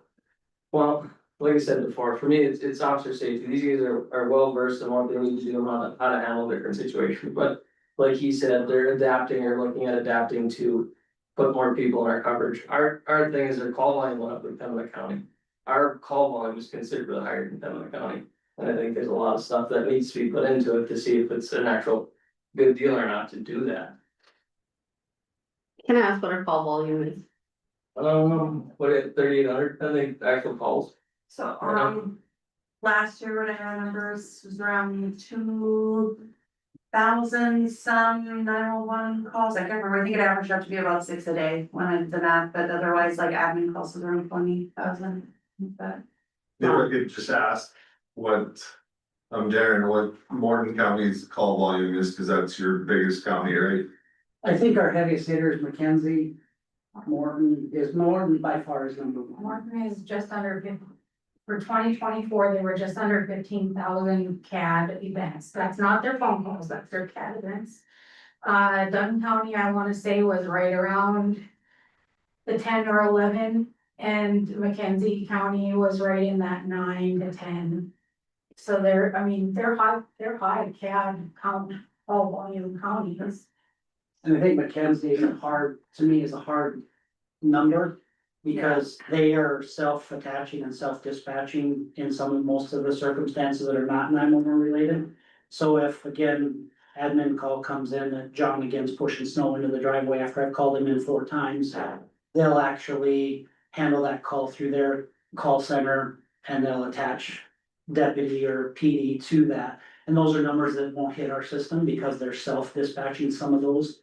So Okay. that's the other part of it. So are we saying we're comparable to? I pulled, this morning, the last 6 months, just through our Vesta, just from those calls, so we had some from January until June 30th, yesterday, we had 9,002 calls, so 845 were emergency and 8,157 were non-emergency. You're talking phone calls. Phone calls, just phone calls, not actual CAD No, events. this is actual CAD, we Yeah. can't break down our phone calls per county because it all rolls the same way. I need an explanation on the CAD events and sort of calls, but I don't know what you guys are talking So about. CAD is our computer aided dispatch. When we get a 911 call, we make what we call an event in there, and it gives the officer the location, the caller, all the information. So not every phone call will relate to an event, because you might get 10 phone calls for that one event. So that's the difference. So we take, I think it was like 285,000 phone calls a year. And that was last year's numbers. We've gone up this quarter, so they're gonna be higher this year. And our CAD count was, I could probably pull it up, but it was under that because it's not, not every phone call is making that event. It's kind of, yeah, it's hard to break them apart and compare. Question, so in the higher dispatch or higher volume counties, how many dispatchers are dedicated to each county? Cause you did the.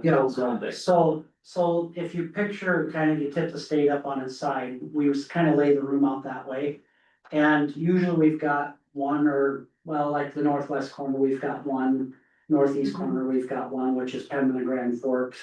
But the way we're laid out, if there's additional radio traffic, the one next to them, just because they're in an area, doesn't mean that somebody else isn't jumping and covering both areas.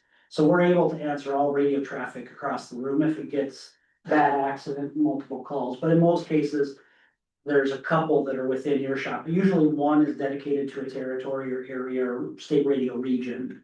And there's 8 regions across the state, or 6 regions across the state. And we don't just dispatch just for our county alone, because we have Highway Patrol and Game and Fish, so we touch every county with those agencies. So like a good. We break it up, so the southwest corner is a dispatcher, the northwest corner is a dispatcher, north central, south central, northeast, southeast. So we break it that way, but we team dispatch, so when a 911 call comes in, everybody who's available will pick up, they'll listen. The dispatcher on the phone will be getting all the information, putting everything in, and another dispatcher is already dispatching. So they're already sending officers, they're already sending the ambulance, everything is happening on this back end at the exact same time. So there's no delay there, but that's just kind of how we work. On a pursuit, we have more than one person dedicated to pursuit. We have somebody who's strictly radio, we have somebody who's typing everything that's said into the radio, into the CAD event. And then we have a supervisor who's working with the law enforcement supervisor over the phone, if they want to keep pursuing, if they don't. So that's just kind of how we do our dispatching. It's all very team. So it's not like you have only one person dedicated to you. You actually have the whole room available to you.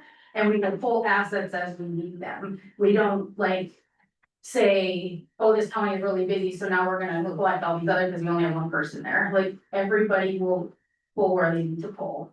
So would our deputies get more familiar maybe with a few dispatches because there would be certain dispatchers assigned to our We rotate region? everybody through, so everybody is Each shift always, rotates the room, so if they're in a busier area, then they rotate through, so then they have one that's a little bit less busier, so if they come off a crazy day, maybe the next day's not as crazy, every day's crazy. I mean, with it, every day's crazy. we also do that because we don't want dispatchers only familiar with one, our part of the state. We want them to know this whole state as a whole, so that you can. Okay, I'm gonna work this with you, and it's seamless, and you're not going, well, I don't know where that's at, I don't know where this is at, so we teach the whole state as a whole, and then they. Every day they work 4 on, 4 off, so every day they work, they move to a different region, they kind of go in a circle around the room. And then the next week when they come back, they start at the next one, so you get full time in every area. And I worked in there for 10 years, so I'm familiar with how they dispatch and function, so. And part of that, as we navigate through, geography is part of the academy and part of their ongoing training and testing is local geography. And I was talking with Crystal before, one of the items that Pemmon was very concerned about was common place naming. Mhm. And hey, I'm 3 miles north of Old Johnson Farm. Old Johnson Farm may have been gone 7 years ago, but that's still the corner. So we actually, as part, and if you guys choose to whichever direction, that's part of the transition side of it is a commonplace naming aspect that we end up putting all those into our CAD system that basically if an 911 call comes in, I just got sucked into the ditch, rainy day, and I think I'm this far north of, we already have the location lat long, every detail of where they're at already, but then we can also say to the responders coming in, the 911 call taker's putting all that data in and it's showing up in the officers or the fire chief or whomever has our CAD software. Those dates of injury, accident, field look, I think I was looking on, or Well, we whatever. dispatch that way, so if, one concern, that was a concern Pemina had, so if somebody calls us and says, I am Joe Johnson and they know where I'm at, we not only give the address and the directions there, but we also say the Joe Johnson farm, because your responders, that might be how they know how to get there. So we make sure that we do that, and we're very specialized in rural, so if it's rural, we train our dispatchers to figure out how to give directions, how to get somebody where they need to go. And road closures, bridge closures, we put those in. Pembina had a bridge that got washed out, I think 2 years ago, and of course, funding is key. I mean, you can't just. Small counties can't afford a monster bridge to be able to be put in at any given time, so we'll put some of that into as well. The piece and say, okay, we need to reroute because that bridge is closed, so then that's where we work with. Local 911 coordinator mapping GIS folks to say, hey, this bridge is closed due to repairs. We'll plug it in as one of the spots within the county. Okay, good. Amy? You know, and I think this is a decision we all, that none of us take lightly. We understand people are involved in this. Darren and I probably have about 30 emails, over this period of time.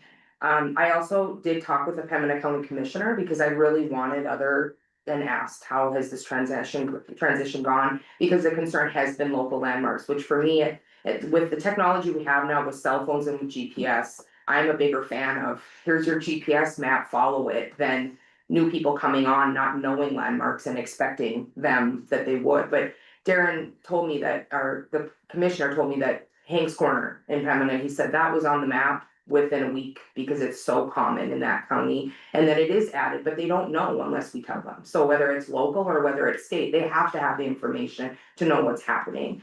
I think the ultimate goal, no matter what decision we make, is to limit, when you talk about positions or people, that we don't take that lightly. But I see an admin, a call tree, as something we need whichever road we go. I mean, I can call the hospital and I get a that says dial 911 if this is an emergency. If you wanna talk to the clinic, dial 1. If you wanna talk, like, we don't have that. And in my opinion, that's not the way that the future is going, that we should always have someone. Do I believe those hours are important? I do, and that's positions and people that should be in play, but I just don't believe that a culture is not something we need to go to in some capacity.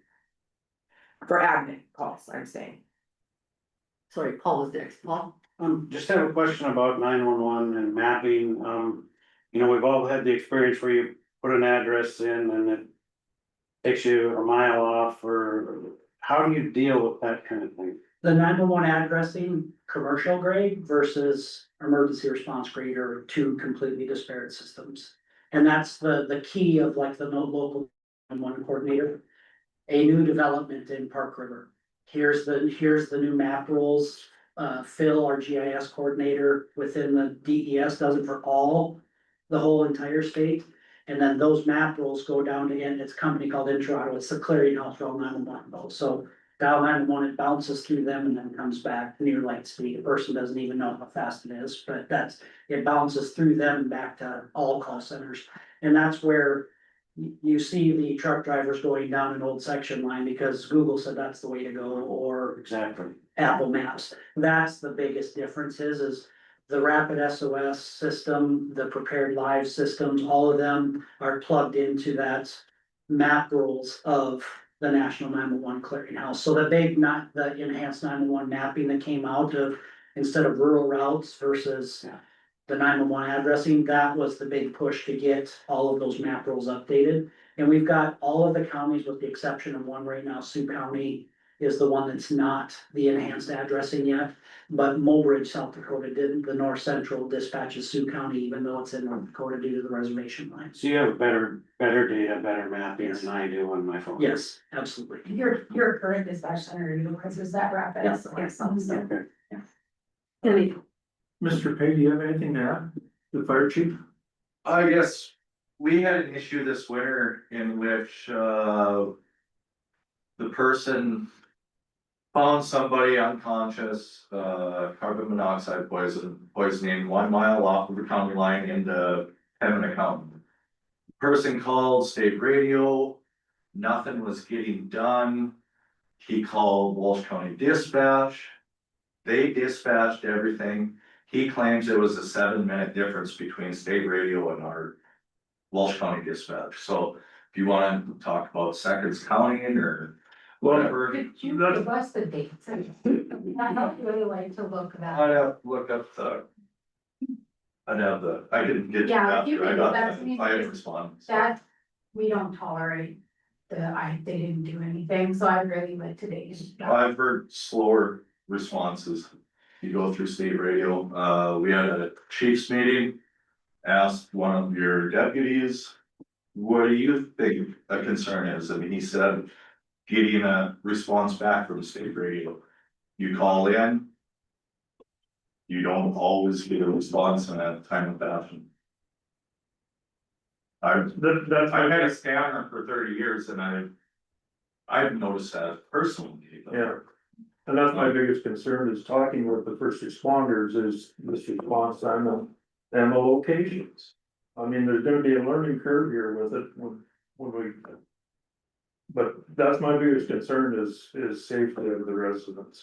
And You know, the fire chiefs and the police officers are the ones I go to for that information. And we can look at some of those, and Pembina County had some of the similar examples. And after they transitioned, Miranda and Brandy went up.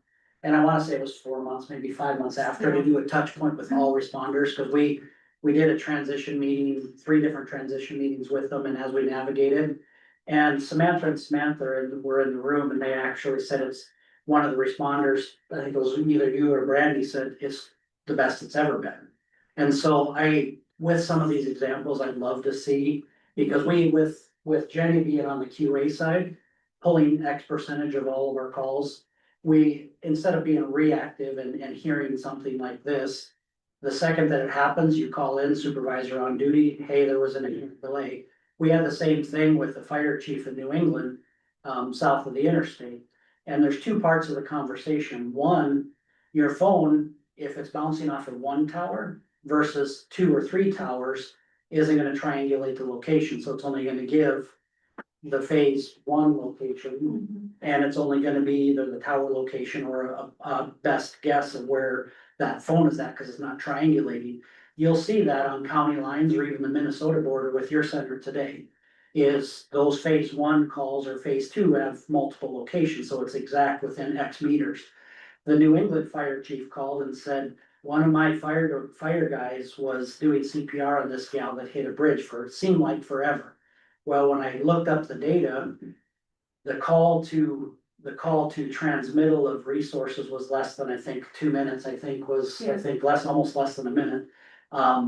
But you've got a volunteer ambulance service that has paged, waiting for them to acknowledge the call to get there. They're traveling into the ambulance bay to take the ambulance X miles south. It was, I think, 12 or 13 minutes before the ambulance was on scene. That's, I mean, if you're doing CPR on somebody, that seems like forever. But after I gave all those statistics to the New England fire chief, he goes, it makes sense. We had the same fire chief, this shares the Stark County line. They come 8 or 9 miles into Stark County, so that's where fire districts don't adhere to any landmark or line in the county line. So Stark Dickinson or Dickinson Rural, we've got overlaps there. And if it's a poor call with one tower, it could be on either side of that. And so we'll be calling in, and then Stark will be calling us to say, hey, the approximate location is here. It could be literally on the line where New England fire chief says, well, Dickinson Rural's already on scene, go ahead and just cancel us out. So there are those partnerships with those that are critical, but that's the part of the second that a problem happens, as soon as that event is done, let us dig into it and find out to be preemptive and say it doesn't happen. So I have no doubt that there is gonna be inherent delays when you're passing calls back and forth. And another good example, we got a call from a county supervisor that was having lunch in Montana. My guy's having a heart attack X miles north of this corner. Well, it's an administrative call. He called 911 in Montana. They're not a next gen 911 center, so they can't transfer the 911 call. They call Williston on a non-emergency line. Oh, Williston says, oh, this is state radio territory, pass it to us. Well, we found out that it wasn't. It was actually Grenora Fire District, EMS district. So we have to actually call back to the center that transferred it to us to begin with and say, this isn't ours, this is yours. And that's where the center managers and Miranda and I work with theirs to say, you should have stayed on the phone, you shouldn't have just dropped, because that's state law. If Crystal would transfer a pursuit to us and say, hey, we've got a pursuit, they're just headed across the county line in Pembina. We actually let them know when it's able for them to drop off. That's the law, where Williston just hung up. Well, if they would have stayed on, we could have plugged it in and said, no, that is Grenora Fire District, it's yours. Seconds matter again. Here, I mean, it takes 30 seconds for the phone to initiate the call and for the first or second ring to pick up on a non-emergency. And so I have no doubt there's gonna be examples like that, but I mean, that's where we dig into and go back to that seconds matter side of things. So on the other hand, that's all Jason. Yeah, I just have a question. I mean, the highway department run on any radio systems, we just go off of our cell phones. But we get floods, and when we flood, we lose lots. And that's where we work the most with our dispatch here, is our roads and our 498 bridges. So that's, to me, is where we already know all these different things with them and work with them in the sheriff's department. That's the thing I'm gonna need the most out of this is where you're gonna be on those. So it's my understanding from your presentation that our 911, if we went this route, our 911 coordinator, you would work with our local 911 coordinator and they would get that information, state radio, is that correct? Or you could call the non-emergency line and say, this bridge is out, that bridge is out, and we basically start dropping them into the map right away. And like when we have stranded motorists, winter storms, stranded motorists, we had 200 and, I don't know, 200 and some stranded motorists across all of the interstates, a bad winter storm 2 years ago, 3 years ago that hit the corridor. On any of those, we put that event in on that individual. It says, I'm stranded in the ditch. How much gas do you have? When do you want me to check back in? And we were checking back in with people every hour, 30 minutes. Is it back over hour? Yeah. So that's some of that aspect of during a flood, they call 911. We've got a person stuck in the ditch here, nobody can get to them yet. We'll go back and we can set a timer on those and it'll ping us to say, check on them. And we had over 200 calls that during that blizzard that people were stranded, people I was trying to get to them. So that's part of that of the non-emergency line. And even then, if it's an emergency, this is so and so at the highway department in Pembina, we've got this, we've got that. And we can start plugging them in, and I'm sure you're waking up the emergency manager at that point, or the 911 coordinator, both hats, depending on which one they're wearing that night or day. And that's the piece where we get them into the maps right away, so that way they're able to, we don't have to wait for a map roll update, some of those we can actually say. Bridge closure, DOT sends us those all the time, bad accidents. Where they gotta shut down because of the fatality, that's part of it too. Okay, all right, Richie? The only other thing I wanna mention is the Cactus. And I don't know if you guys watched the video that we did, so that everybody's aware that they don't intermix. So that way there's gonna be the redundancy of data entry from state radio to our gas system. I think I touched on that just before you walked there. Yeah. You guys need me?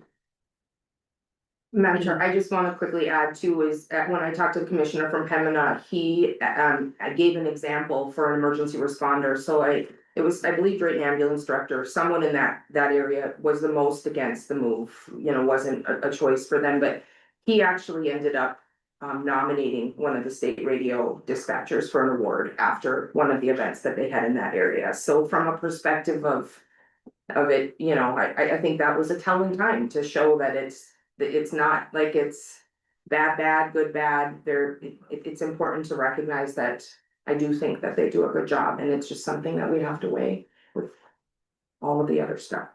Mr. Bain? Question, if there's severe weather and we need a tornado siren set off in Torville, can you do that? We do not do that within the comm center, that's still with the 911 coordinator, emergency manager. And that's part of the transition meeting I talked with Crystal about. A lot of the weather sirens are on radio frequencies, so if you're activating it within the consoles here or elsewhere, and I worked with the transition with Minot. A lot of their emergency managers, some of their staff have the weather sirens on the radio portables. So if it's Park River is channel 1, click it once to turn it on, click it twice to turn it off. That's that collaboration. Now, weather service calls us and says tornado warning has been issued. They usually call locally as well, the weather service does, if it goes unanswered. Then like that example, we're calling the sheriff's office because weather service through NAWAS, that doesn't work very well anymore because it's antique technology. We're actually working to incorporate that into the new radio system to be able to do the same thing. It depends on, Minot was a UHF, so 60-year-old radio technology that they put in, so they updated them to the new radio system. And so they can key up and activate any of them within their county, depending on who, and that's part of the transition meeting too. We do not, we just notify locally and then from there. Okay, so I had a question, I think you touched on this earlier, but a few years back, we went to, for our emergency responders, our volunteers, we text to them, right? The dispatch. Switch to and respond. Yeah, so would we be able to keep that? So there's two versions of it. One Crystal has, it's an admin console for I am responding, and then it sends through that. Like Morton County uses a listening device for I am responding, so they set it beside one of the base stations within the county. So Morton, Mandan Rural has the listening device. When the tones go off, I am responding, listens to the tones and then records and then transmits. So one step a little bit different than what Crystal's using today. I'm confused. So there's two different options, so like the one we use right now, you'll get a notification on your phone, on the woo, and then it'll show you, it's a text message showing you what it is. Right. What he's talking about is that what you can also do within I'm responding, what we chose to do was a two-tone thing where we needed another piece of it to set up to when we would actually voice page, then it would record it, and then it would also send you the voice page through it, so you'd still go through the app, but you would hear that as well. So we don't have that portion of it, it's just the text page, so they would be able to integrate how we do it through our CAD, where we do a send page, we drop down and put everything in, and that same, they'd be able to do that through their CAD. So that wouldn't change, they'd still use me or whoever's in the role as the contact for updating stuff as well. Okay, so that would stay. Yeah, so we, yeah. Okay, Paul. I just wanna follow up on the sirens, the emergency sirens, so who's gonna sound the siren if there's a tornado warning? Somebody dedicated locally. So we make the call and I can use ransom sergeant, tornado warning and sergeant, NAWAS calls us, we call the sheriff's office. as their point of contact. Because they're on 24/7, 365, we know their schedule. So like if this would, transition, we get a monthly schedule from the sheriff's office, a monthly schedule from the PD, all of that. And we know at any given time who's on, same with Highway Patrol, same with anybody else, so yeah. So you're involved in that, you don't actually say, okay. So I used to be a deputy for Bolton Valley County, that is one of the agencies that state radio dispatches for. And from the law enforcement standpoint, we still had all of the equipment for the sirens and radios within the office. Our office assistant, Monday through Friday, 8 to 5, was that person, did the noon whistle, all that. And then it was on us as the on-duty deputy, after hours, weekends, all of that. The moment we get that call from state radio, we're in the office setting off sirens. So that was the way they chose to do it. They assigned it to just on-duty deputy, because they always have somebody out. But every county kind of chooses how they want to do it. Some counties just have people. I think I'm gonna end up going with their jail staff because they're there anyway. Can we circle back to this double entry for the deputies? How big of a deal is that going to be? I mean, I'm not sure exactly what you guys all enter, how long it takes. Is this like a whole nother huge workload or? Say like on a typical traffic stop, they'll run all the driver's list information and stuff. If it's not already populated in our system, our guys will have to manually put it in our system to add it to the postal service. So they won't always have to do it that. Depending on if it's in there or not. Okay, If there's any updates or whatnot, we'd have to update all the information that they're pulling, to put into our system. okay. Okay. Any other questions? Okay, well, hearing none, thank you very much, Darren, and your whole team for coming and presenting this information to us. And if there's other questions, don't hesitate, we'll add email 31, 32, 37, Okay. whatever number. Because I don't envy the decision, let us know if there's other questions, and when you guys decide to start getting close of yea or nay, if you need more questions answered, as we have been forward, please don't hesitate. Okay. Thank you very much. you. Appreciate it. Thank you.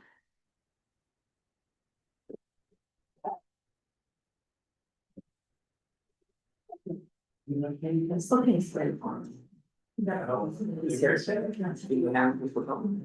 Okay, do you want any other discussion on this right now, or are we just tabling it and moving on? Food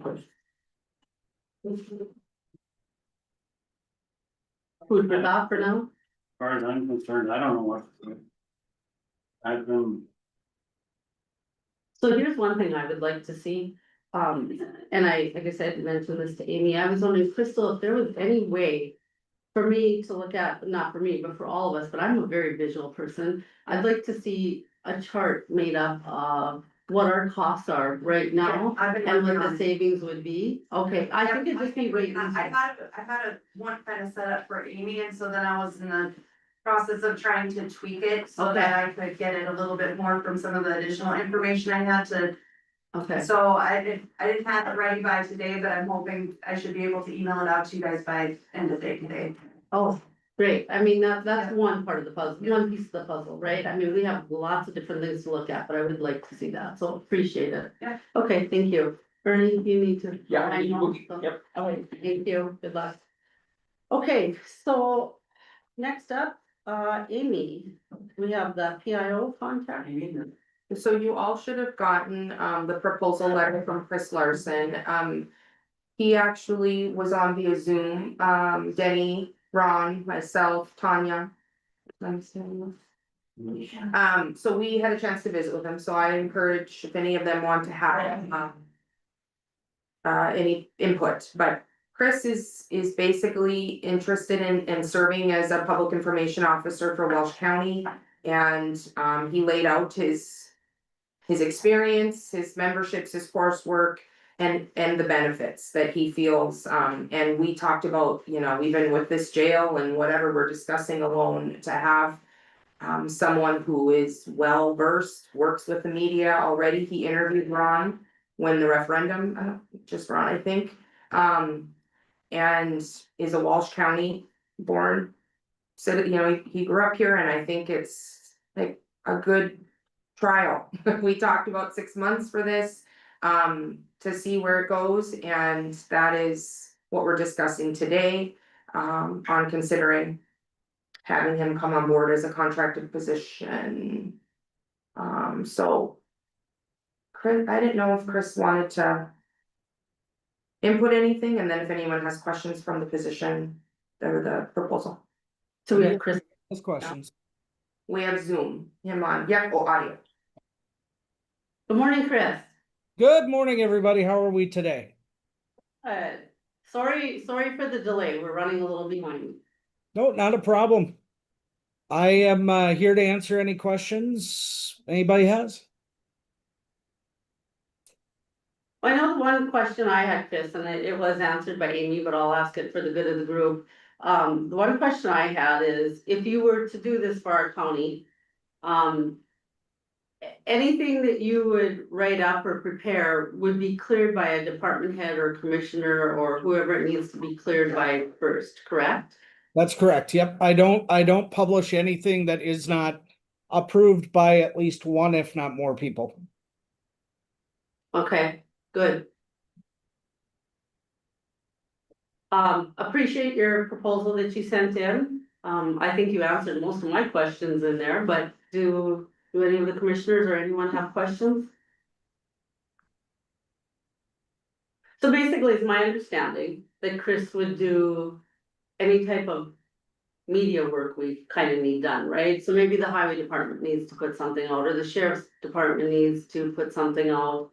Chris would prepare it, it would be reviewed, and then it would be publicized.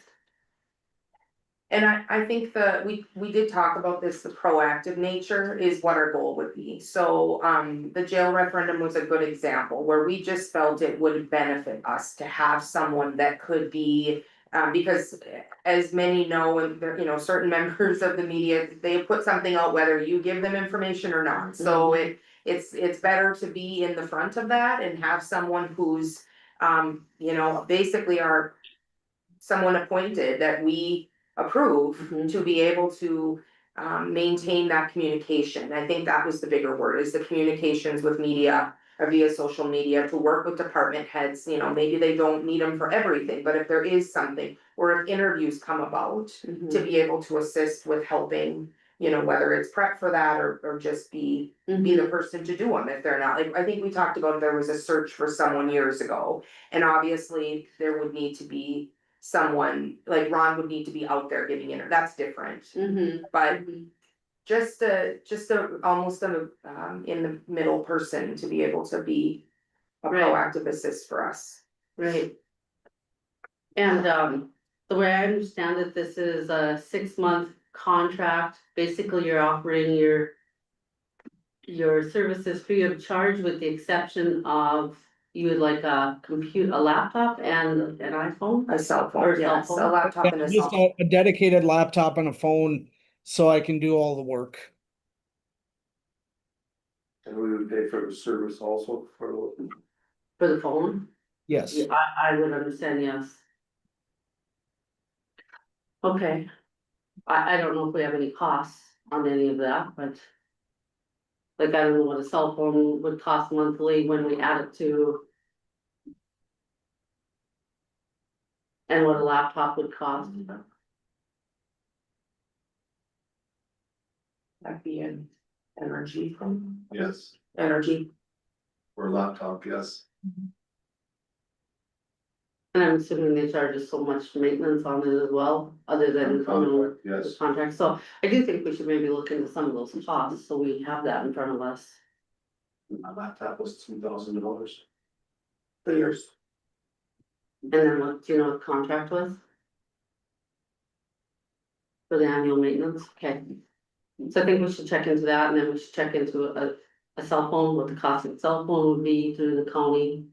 I mean, I know what a personal one is, but I'm assuming we get a better deal through the county, I'm hoping, or maybe not. Maybe not. I don't know who has cell phones for the county. Usually you get a better deal on a business plan. Mm-hmm. Yeah, I think we have 2 cell phones on my plan right now, one for dispatch and one for mine, and it's like $70-80 a month, and then when you, for both of them, and then when you, purchase a new phone, then you go through the government and like the website through like Verizon, and then you just buy it flat out, so it depends on what phone you get. And if you're getting a new plan specifically for this, rather than adding one to somebody else's plan, you could probably get a better phone. Or, you know, price for a phone, depending on the style, you know. I think the last time I upgraded, I think I spent $300 or $400 on my phone, that would have been close to $1,000. We It's just, also have a lot of free options yeah, for phones, so. yeah, it all just kind of depends on the brand, the style, the model, so. So it doesn't sound like phone will be the issue, it's more the computer. We don't have any laptops that would be available, do we, in the county that aren't being used?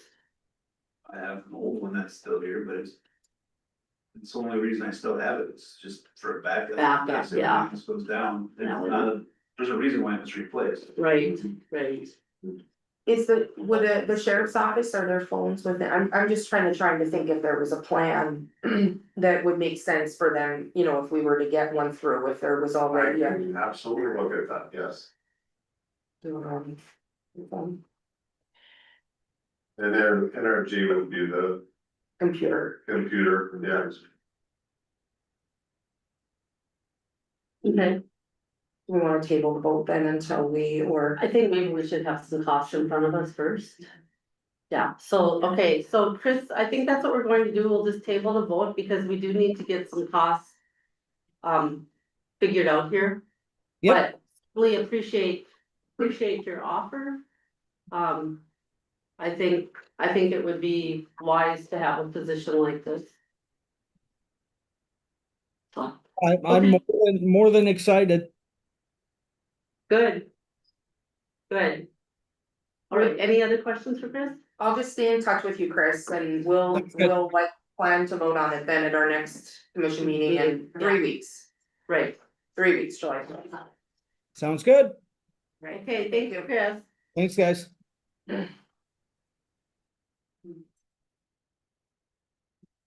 Okay, so it's my understanding as well then that in 6 months we would review it. And see if it's a salary Or what or what we do, or yeah, contracted, see for existing.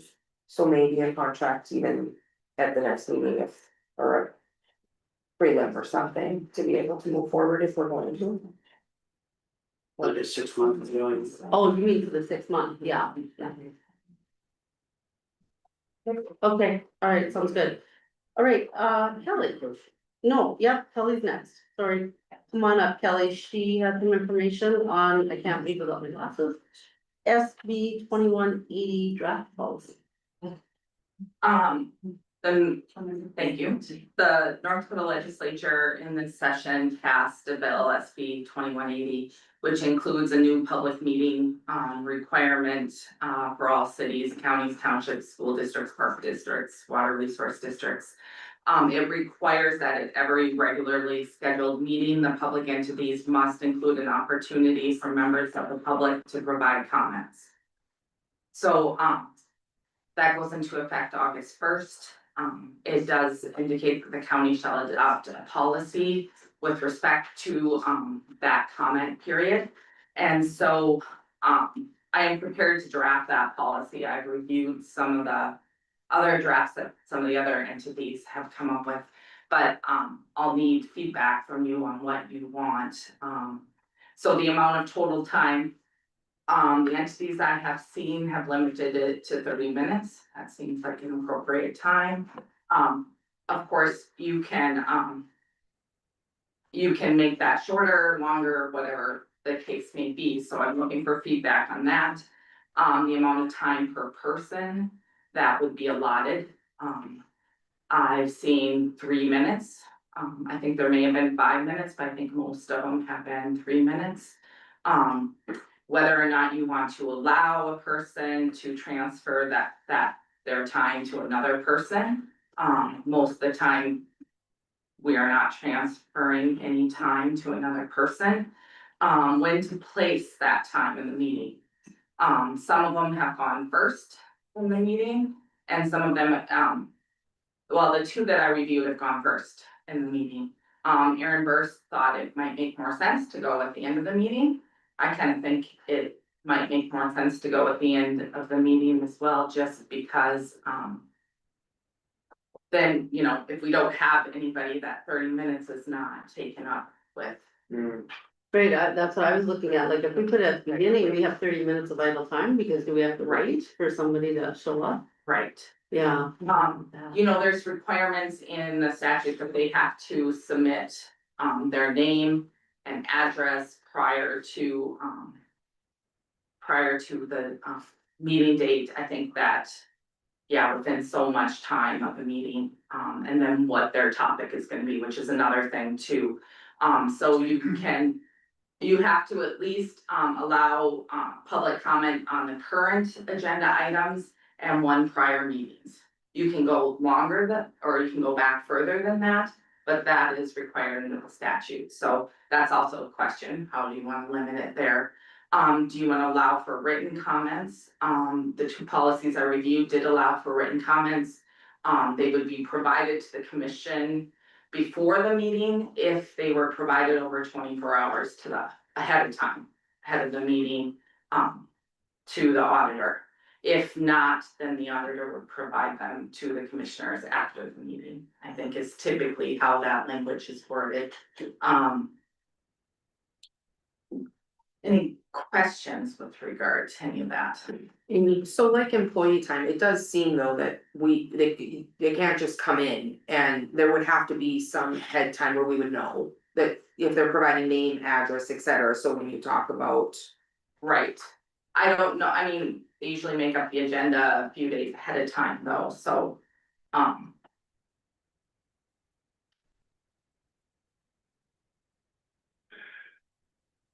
My understanding is somebody could just walk in and address the commission. right, so they have to provide what's called a speaker card prior to the meeting being called to order. So with the individual's name, the address and the agenda item that's currently, we can also limit, the policy will also limit, that comments may not be defamatory, abusive, harassing, unlawful. They can include information which is confidential under North Dakota law or exempt. And then they couldn't interfere with an orderly conduct of the meeting. So there's limitations that can be put on that, and that I all intend to place into the policy. But as far as feedback from you as commissioner, those are my main questions there. But if you have any other questions about policy, I'm happy to address that too, so. You have to require the hard rating and. That is required. For the meeting. That is required under the statute. Puts a lot of pressure on the chairman, doesn't it? Only 6 months left. As an individual providing comment at a meeting shall provide to the governing body in writing the individual's name and address. The individual's address is an exempt record. That's what it says under what they passed. That means it's. That means we can't release their address. We can release their names. You know, if somebody were to make public record requests on that, we wouldn't be releasing their address to anybody else. So But name, they're address, required to give us their address. so name, address and topic, or just name and address? Because I'd like to see the topic on it. Right, it's not required under the actual statute, but most of the policies are requiring that as a topic to make sure. Because most of the policies limit it to the agenda topic for that meeting or a prior meeting, so. In order to determine if It's relevant. if it's relevant, yes. I've seen these policies hashed out before, and one of the problems with going at the end of the meeting is they're there to talk about something that's on the agenda. And you talk about and make a decision of something that's on the agenda, and then they don't get to comment to the end of the meeting, which is pointless at that point. So I understand you're concerned about setting aside 30 minutes and how that would cause scheduling problems.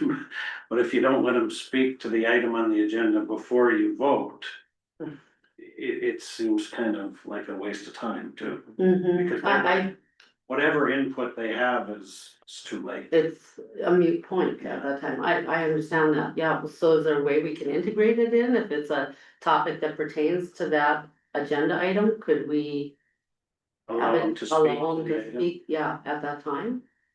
So say it's something on a bridge closure. And that's, they come in and they put their name, address, topic, we know it's on that bridge closure, can we allow them to speak at that time? Well, you could do like I did with Mr. Payne when I asked him, you know, and I hope you appreciated that. No. But, you know, I wanna hear the input while we're talking about the subject. Yeah, I guess we could, I think that may. I'm not sure exactly how to draft that in the actual policy, Yeah. and then how we limit time, so then if we limit time to 30 minutes and you have 10 individuals who want to address this particular issue, and then we have 10 individuals that wants to address another issue, and another 10 individuals that wanna address issue number 5 on the agenda, then we have 30 individuals in 90 minutes. And so if you're limiting it to 30 minutes, you would only take the first 10 who put in their speaker card, cause it'll go in the order that the speaker cards were submitted in writing. And the others could come in at the next meeting too, if you're gonna go back a meeting. Right, but then you're still, I mean, if you're limiting it to 30 minutes, you're still, Yeah. because, and if you limit the topic only to the meeting before and the meeting, the current meeting too. Which I would recommend that you do, because I don't know how long you want to be, Amy. I'm sure, well, I mean, we could be surprised, but we haven't had 30 people, you know, that would have come in and have that amount of time yet. I like the transparency and I think it's great that we're offering that. I think that in the beginning of the meeting, 30 minutes, 3 minutes per person, you know, yes, I agree with having it relevant, but if it's at the beginning of the meeting, it will be relevant at some point, once we get it to the agenda, or to that point on the agenda, so I say keep it simple and right away. So could we make it as simple as they do their cards and it's provided to the chairman and the chairman calls on them as the topic comes up? I don't see why not, but. I'm not sure if that fulfills what's in the law. Yeah. But, you know, you could always, tell anyone they have the right, you know, give to anyone the Right. floor. Yeah. So, you know, you could do the 3 minute thing either at the beginning of the meeting or at the end of the meeting. That doesn't mean you can't give someone the floor like you did today. From who's here to talk about a certain subject. So to me, I think you could kind of do a hybrid.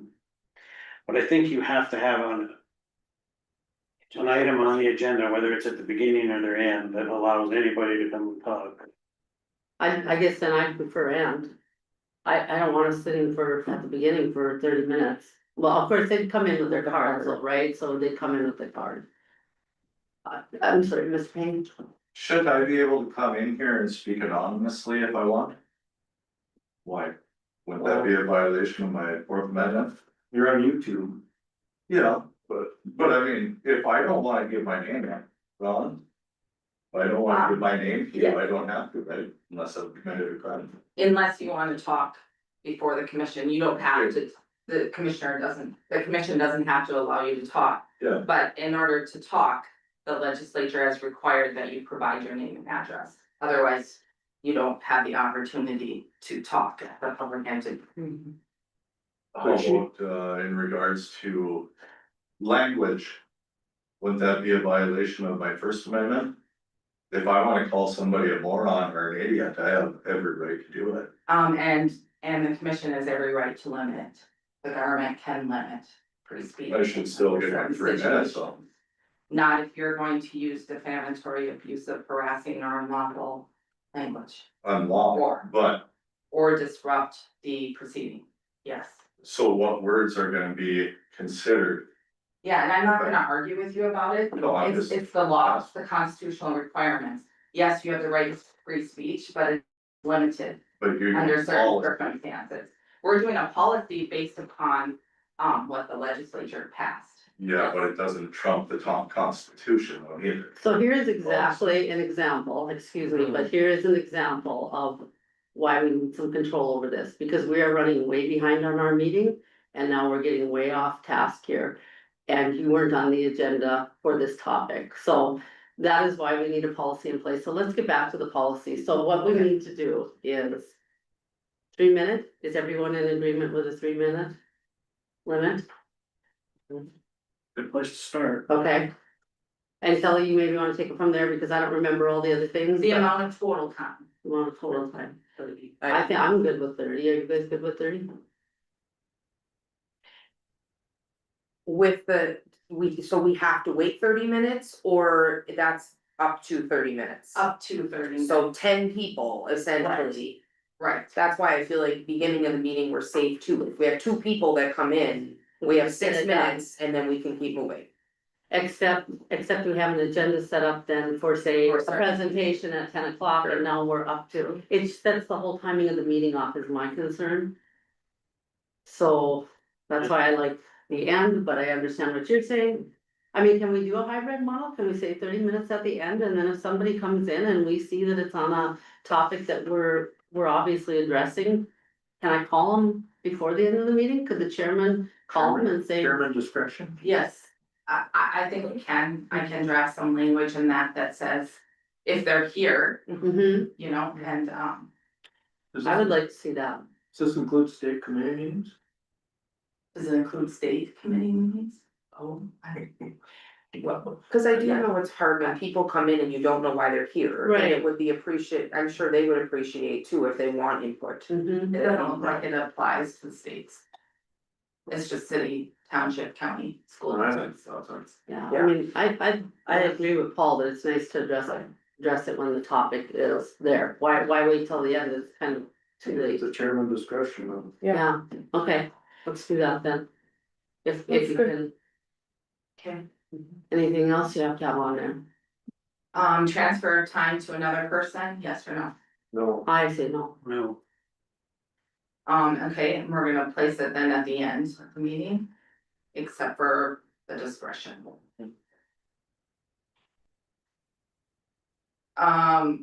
Limit it to current agenda topics and last meeting topics, or go back further. Okay.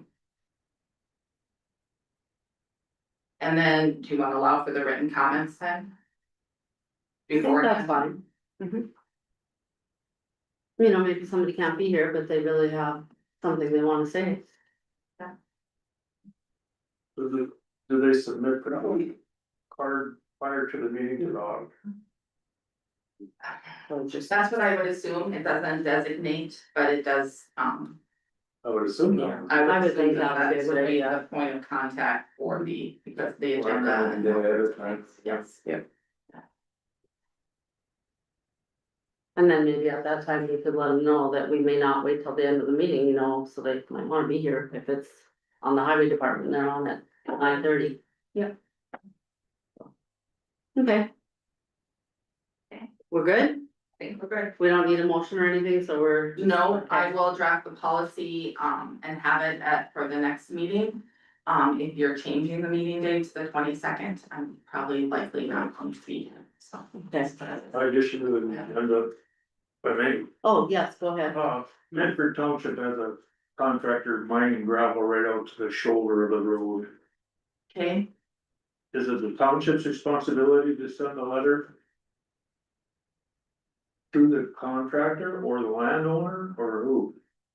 I believe that it would be the township, and it may need to go to the actual landowner rather than So do they go through you to do that or, the township, yeah? no. They have their own attorney. They have a township attorney, Association of Townships, yes, the best, yeah, just contact them, I would assume would be a certified letter. right, I would assume so. Association of Township or something, okay. That's right, way you I had a phone call as well, Denny, in Yeah. regards to that, and they were looking for direction on how to write the letter. The township officers were instructed to write the letter. provide it to their attorney. I said, why can't your attorney write the letter? But that's what they were instructed to do. So I said, if you need some help, maybe reach out to Jason just on some of our policy and letters that we send, so they could use it as a guide. So I don't know if they reached out to you yet, Jason. No, I've been talking to him about it for 2 years, but. Yeah, and it's very bad. It needs to get resolved. 10 feet straight down. Right for the- Um, So should they be posting a sign on that road prior to? Cause this is gonna take a couple weeks. Well, it's, you know, it's an accident that happens on that road right now without that shoulder. The township's gonna be liable. Yeah, that's what I So, they should have been. They need to put something there. Could they close the road until something gets Yeah. done? So they have the right to close that road? There. Really? Well, that's what I would do. Boy, That's what I would close it when it's that bad, that but. would include the contract. I include everybody. Mhm. So So, one point the contractor was talking about you digging through the road. Yeah, I know it. And then told me you can't do that. You can't do that. Okay. Let them get some teeth in that deal. thank you, Kelly, and I'm. Alright, we've been done for 11:45. I have to leave at noon, so we've gotta kick it into gear. Sorry, Jason. Unless, one of you would like to conduct the rest of the meeting. I thought Ernie would, but I didn't realize he was gonna go on. Okay, come on up, Jason. Will you have to go? I have to leave at noon. I have an appointment at 1, so I have to be gone by noon. Take over. Okay, Morning. I'm actually gonna, so, okay. All right, good morning. just gotta put my computer here for right now, but if you wanna cast. I have Doug Strauss with me, from Automated Technologies. Both inspecting everything we do is crazy. You can come up here, Doug, if you need. Can I legally take over? Pardon? Can I legally take over? I believe you can, yes. She You're does. appointed to take over, I suppose. Okay. So Doug's here with Automated Technologies, he is the one that helped me get in touch with our radon specialists that are actually on campus helping. Go through the processes of doing all our captures and making out. And with Christie Robel, we were talking about our state energy grant that we had that hasn't been designated to anybody or anything, and Doug actually reached out to Mr. Christensen and board the state energy about that as well. So he just has a little bit of information that he'd like to present to you guys and just kind of a first step type thing. So I'll turn it over to Doug. Thank you. Morning. Good morning, welcome. Yeah. I'll try to make it quick. So what, I think I've got it casting, and what else do I need to do now for you? Let's go back to your approval. So the cast. Change his so or hit cast and then change source to screen. Oh, that's what I did do. Let me go back to it. You should.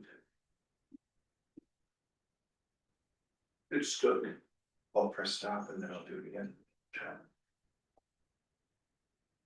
Okay, okay, technology. Okay. So. Jason and I met when he was actually working for, State Parks and Rec. And I got involved when you guys were starting to have or understand that there was some radon issues. So, found a contractor, and in the process here, I work for Automated Technologies, which is a division of Ellingson. And Automated Technologies has been around since 2012 and Ellingson for about 45 years. This is some of our customer facing team. There's about 150 of us total. And they've got the shop, just to kind of give you a background on who and what we are. Got a shop that can build spiral ductwork up to like 4 feet in diameter and even do all the prefabrication before coming on site, et cetera. Engineer, build, and palletize, then deliver a skid style HVAC system if needed. So I just wanted to kind of give it a background as, you know, it's kind of neat to be able to do that. I work mostly on the HVAC side as well as the temperature control. So we control things like anything down to a furnace up to a campus size setting with air handlers and boilers and chillers, et cetera. So here for your facility, one of the thoughts was, okay, this is a graph of an electrical meter, but could just as well be a radon meter. And if you needed to do some ongoing radon detection, as well as here's the improvements that we make, et cetera, it's very easy to put a sensor in different parts of the spaces. And because all four of the buildings, to my knowledge, are pretty much all pneumatic control, then you have the technology to be able to control. Oh, I'm gonna go back here. This would show a graph of each one of the spaces, so you can see if any of the levels, maybe there's a perforation in the plastic or something like that, where the levels are starting to come back up. And then it comes down to the magic conversation of like, all right, how do we pay for this? This is goofy, you know? So from Kevin Iverson out of the state too, he said that your state allocation was $75,370. And for all I know, you've already got that allocated for other stuff. So with the state energy program and the energy conservation grant, those are the things that I work with to help customers, whether it's cities or counties or school districts, et cetera, to be able to utilize energy savings and pay for it using grants. But sometimes it doesn't cover all the stuff. So then what? That's what I'm here to talk about. So with the energy efficiency community block grant program, I was trying to figure out how they could have added at least a half a dozen more words. Kevin says their only requirement for that is that you save energy. And it doesn't, you know, there's a 30-year payback criteria within it, which is a pretty easy one to make. But they haven't been strict on that too. So if you need suggestions or ideas on where to do that, fantastic. It can be as simple as lighting retrofits, controls, et cetera. So what we were looking at when we were downstairs looking for radon sources, I took a few pictures of, okay, well, this would probably tie hand in glove. This space here has the radiation in the room, the convectors in the room tied to pneumatic thermostats. So by putting valves on those and tying it to a digital thermostat, now you don't have to heat them 24/7 through the winter. You only heat them when you actually need it. As well as putting controls on the boiler system itself. And I'm standing, if I'm thinking right, the chiller room is that right down here? Yeah, you're standing at the door. Yeah, So looking in, and the chiller room's on the bottom left. yeah. So be able to control the chilled water as well as over in the radiation in the building to the north and over in the law enforcement center, et cetera. And then it comes back down to that conversation of like, okay, how do we pay for it? So one of my teammates is the guys called Energy Systems Group. And they work nationwide with facilities like schools and counties, and even hospitals and such. So they're about double the size of us, but in the focus with the municipalities, what we end up doing is looking at the building envelope, like, okay, do we need to do anything else with the radon mitigation? What processes have been done to date on the lighting? What's left to do? What type of HVAC upgrades?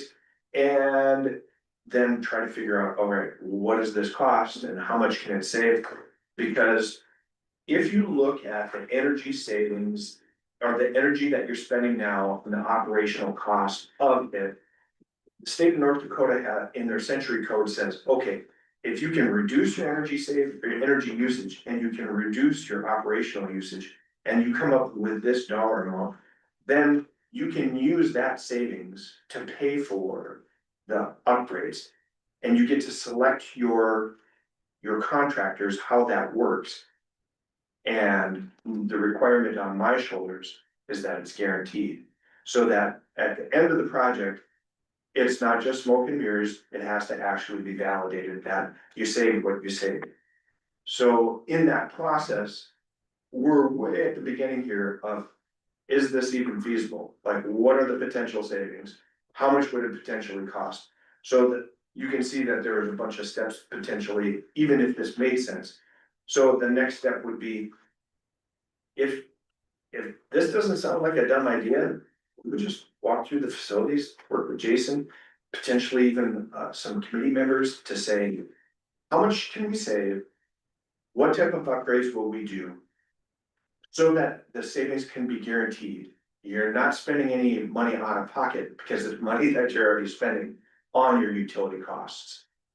And now to see if it even makes sense going forward. So at this stage of the game, there's no cost, there's no commitment.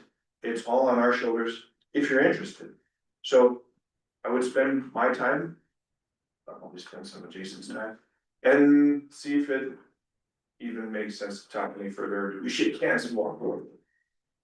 So at this point, it would kind of just be, I don't even know if there's no spending the money, do we even have to make a motion? But if you think that if it's wise to authorize us to just look, I'd be happy to do the looking for you. And then we potentially come back like in a month and tell you what we find. One of the reasons I was wanting to bring Doug into this is that after the whole vote for everything in the LEC's control panel that's in there, it used to be able to be something where you could log into the system. That board fried, that's not capable anymore. Any adjustments you have to make to that system, I have to come into town to make the adjustments to the system on a Microsoft Vista computer. I forgot that they had to go and find, so we're talking ancients. So there's gotta have to be something that's the goals. Right now, that system is working. Don't know. So that, I mean, it took customer a month and a half to find that old of a computer to put in there to run the system. So I just, one of the reasons that I wanted to bring it up, so. Okay, so no cost to us. Correct. You take a look at it. Correct. You come tell us, hey, we think you need to do this, but then what's it gonna cost us? Yeah, so the way that it ends up working is all of our fees have to be covered in this. So Oh, if, still no cost to us. still no cost Well, that's a win-win. you, yeah, and It's a no-brainer. And because you have what's called a Sourcewell agreement, it's the pre-qualified, the county is already pre-qualified so that you can use the process. And it's already governed into the state statutes, so we're good there too. So you get to select your contractors and you don't have to go out for all these bids and votes and blah, blah, blah. Okay. Any questions? Jason, I'm assuming since you brought him in, you think it's a good deal, I do. okay? So, I mean, it sounds, We need to save money and we can't keep running the way we are, and we're gonna have to do something in the future. We have that $73,000 grant where it hasn't actually been given to us. The money, I don't think we've actually received that money. I can't remember what, from Christie saying that. But they had told us they were going to assign us a person, and then, Doug saying, Oh, yes, thank you. In talking to Kevin, he says, no, you guys are in full control on how you spend it and who you spend it with. So if you find that you've got allocations for it, hey, fantastic. If you need to use some of it for this, I'll help you. I'll help spend money. And y'all know I'm good at it, so. well, it just sounds like might be a better way for us to spend the money if we look And into at this no cost, and, yeah. and it will cost, okay. Yeah. I'm game, everybody else. I don't think we need a vote since there's no money being spent. I mean, it's just at this point, it's kind of research, right? Yeah, so what we'll do is we'll just request how much have you spent in utilities for these months, et cetera, et cetera. Look at the facilities again, come back with suggestions on, does it even make sense to talk about? Perfect. All right. Thank you very much. Hear it from him instead of. Yeah. Me, so if you have any other questions, please better look from them. No, appreciate it. That sounds like a pretty good deal. All right, thank you. Thank you. With that, short on time, my recommendation is to work the right of way process. Next meeting, I don't know. I do But, think Ernie should be here for that. Yeah. I mean, he's got such background on it. Yep. Do you mind though, since I am gonna have to leave, Yeah. can we just change up your agenda a little bit? Sure. Couple things I wanna be here on. I gotta do the drainage permits with them for sure. Okay, go ahead, yeah, So let's with do those, those and then the Humvee down, we'll do it for sure. so with the drainage permits that we have is, one with Mark Novak is cleaning out the road on County Road 8, Which mark? Sunny Road. It's where the flood waters have gone over County 8 and filled in the little ditch right next to the road that we had built in there. So they'd be going in there, removing it to take out that gravel that came in, take it back down to the dirt that's below it, and then moving forward from there. Not going any deeper, not doing those things and hauling it offside. So, but I mean, it's just two big floods that have filled it in and it's there, so. There's a lot of gravel that's washed into that, so. Do we have any other issues right now? Because when we just went through this, right? I mean, of course, we wanna allow them to clean it out, but I just wanna make sure, I know we're even, Yeah, I don't think we have any other Okay. outstanding issues with Sunny at this point. okay, so it's just normal cleanup. Yep. Okay. And the other one is a permit, basically, they're putting a drain tile in County Road number 9 and we really don't get any choice about it. It's drained out, it's to go in. Who's that? Tim Hurt. Hmm? Tim Hurt. Tim Hurt. And both of these were approved by the water board. Both were approved by the water board last week, yes. I would move to approve both permits. Second. Any other discussion? Hearing none, I'll take roll. Denny, Yes. Paul, Yes. Amy, Yes. myself, yes, motion carried. Tommy, I was out there 2 hours yesterday working on the playground, removing some of the trees that are growing up in there. It's one of those things that just happens. I've been out there a couple of times doing it. It's part of the trees that we have growing around it, they like to grow inside where they're not supposed to.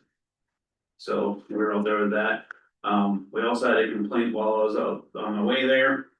Somebody decided to do finger painting without finger paint in the men's bathroom. So we ended up getting that cleaned up. I thank the staffing for letting us know about it. And it's a good thing that our campground host that's out there was actually there, otherwise, sort of say, but I'd be the one cleaning on that situation. So those are other things that not having somebody out there on a full-time basis is just. And he cleaned it in the mornings and he cleans it at nights and. He hadn't been there that morning yet, but there wasn't that much of a traffic, he didn't feel for it, I don't know. But fact of the matter is we had people that walked in there and found that, so we have that covered. I talked to Maurice about it, he's gonna make sure he's in there in the mornings all the time. Somebody didn't come up that day, it just didn't work, but that's where we're at with those right now. Law enforcement has been more time out there, they had. Thank them for their assistance, they had somebody they found out there as well. That had warrants out for them, and then. They're just, with their standard patrols that they're doing, it helps, the new cameras are coming, but we're not there yet. And the trailer, where are we at there? It's still there. Has the eviction notice been sent? They're working with it. Kelly, So she has been in contact with us, she does wanna move out the trailer, there was a, leak and some water damage inside the trailer, she wasn't able to. Move the trailer until she got an insurance agent out there. The plumber now has been out there, she's getting an estimate on having it moved. And she is going to be, calling today after hearing back from the movers. So it's, I think this process, working with her is a little bit better process right now. She's, been speaking with JR, I gave him, designated that to him.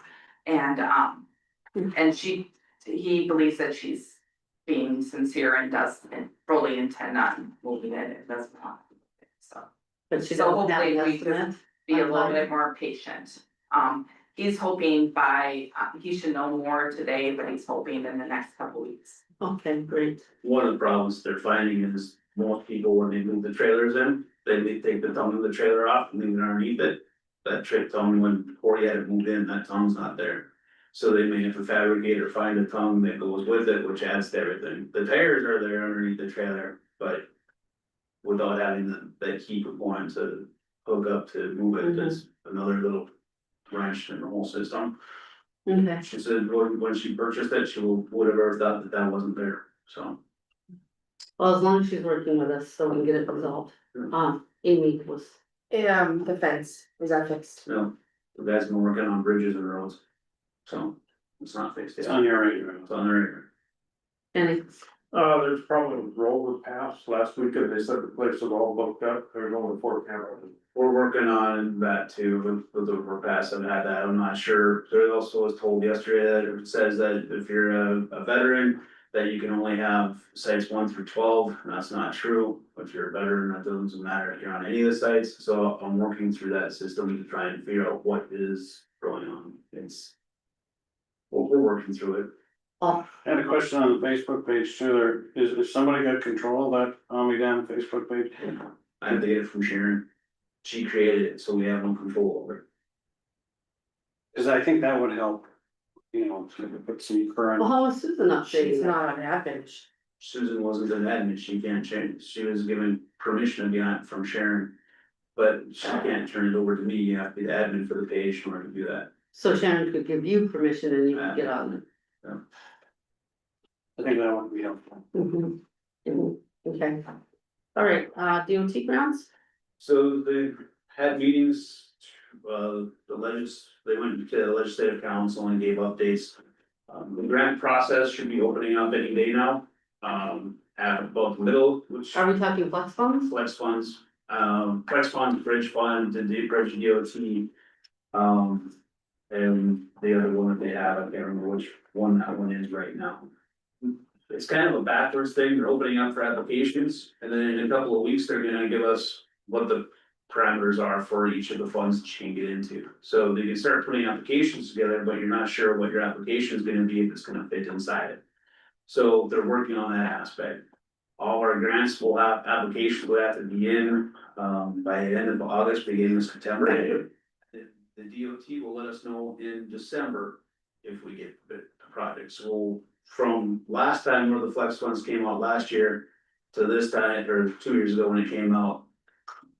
Where everything was slam bam, you could get the construction, we lost this construction season. There won't be any construction this year with the flex funds. By them not moving forward with the grants until December, if you're having something you're gonna have to do engineering on to do it afterwards. You could also miss out on prime bidding for finding a contractor to do it for next year.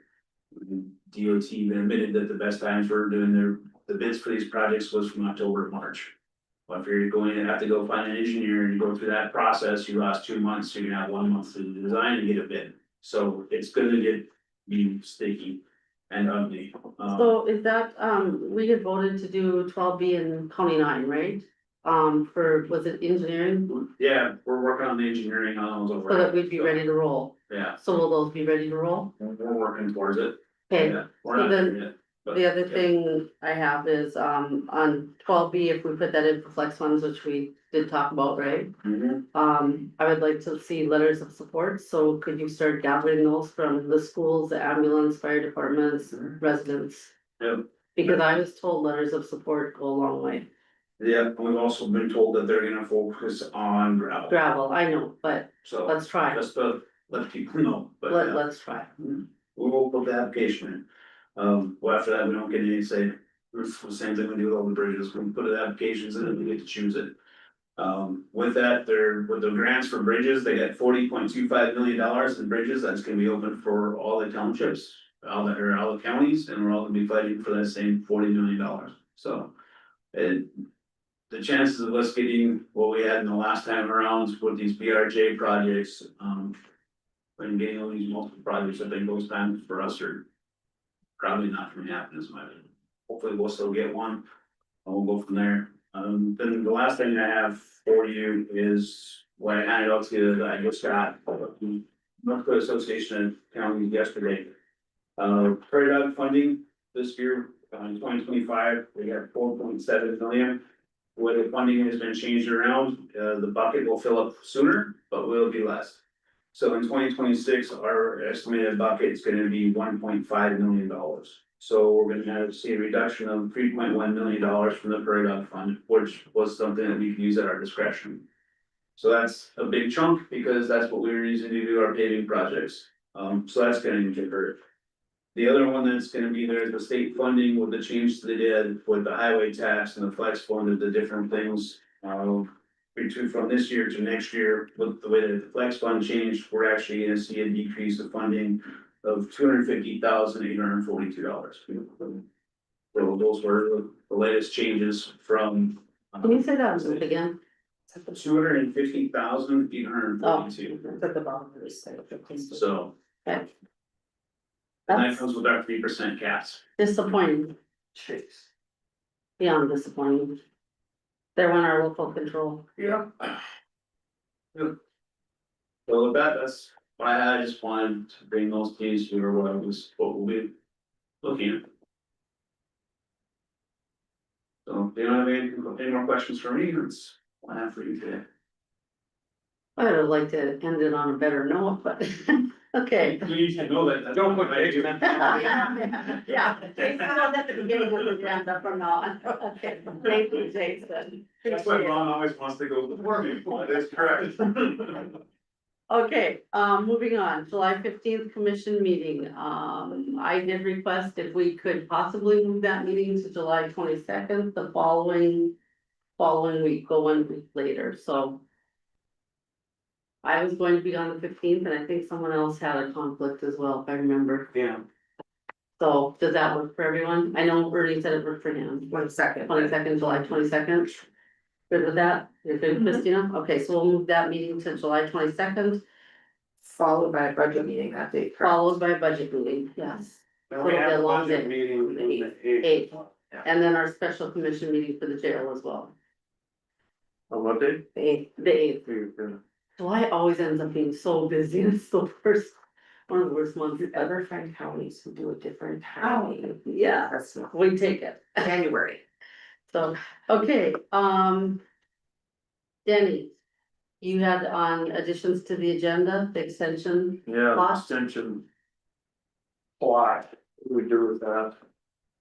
I thought Ola was gonna be here today, it's full of noxious weeds. Thank you, Jason, thank you. It's an eyesore and it's an embarrassment. Absolute eyesore. They've passed their seating deadline now for. I don't know where they're at. My recommendation is see if we can hire somebody to go under the road or more and more. And then possibly spray it. And, I'll take charge, we're trying to figure out who to do it or what we can do. I'll contact some people, see if I can get somebody in there or more, but I don't know what we do with it after that. Jason, If you're looking for somebody with the rotary mower to mow it, you already got one. You have one? We have a rotary mower, we'll just take our dish mowers and learn with the tractor, so we can get them. Maybe get it done before the 4th. Possibly. Yeah. That would be, I'll have to talk to the steward and see who we get, who can do it, and I'll make sure we don't mow anything. It's my understanding that people have been dumping junk and garbage on the back end of that, so. Tell them to be careful going in there if they got it. Yeah, I don't know, for some reason I think it's a dump ground now.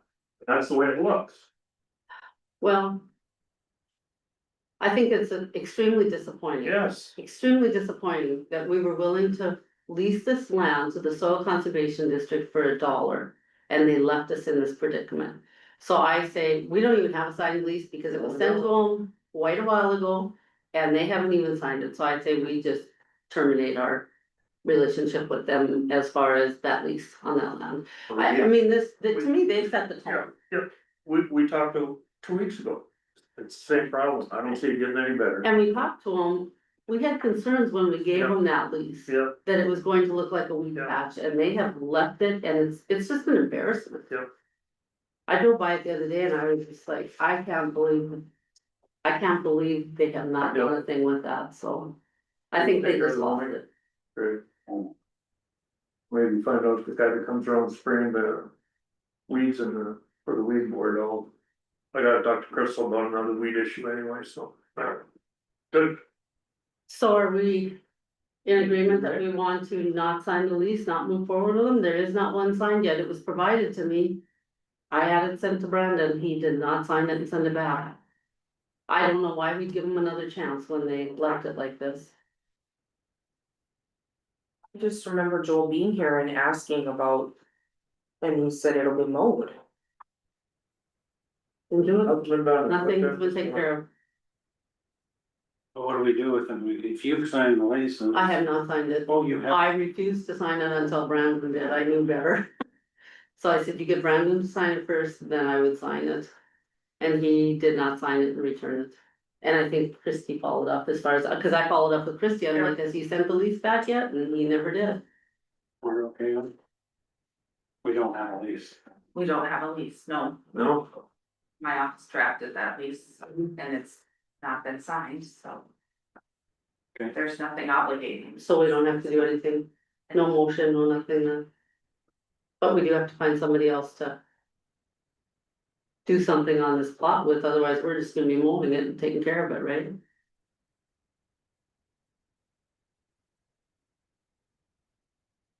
well, anyway, we got the problem dealt with for now, but we'll think about that, see what we can go with it, yeah.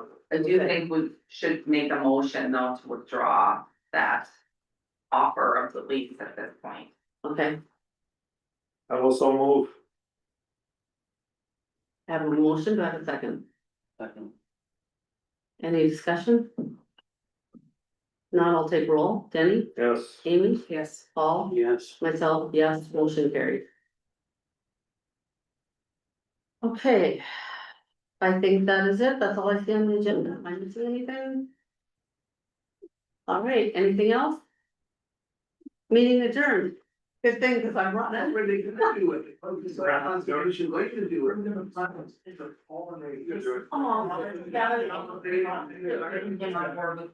Yes, yeah, I'm. Yeah, whatever you want me to do, anything I don't have to do with Facebook, I'm fine with it. You can have all.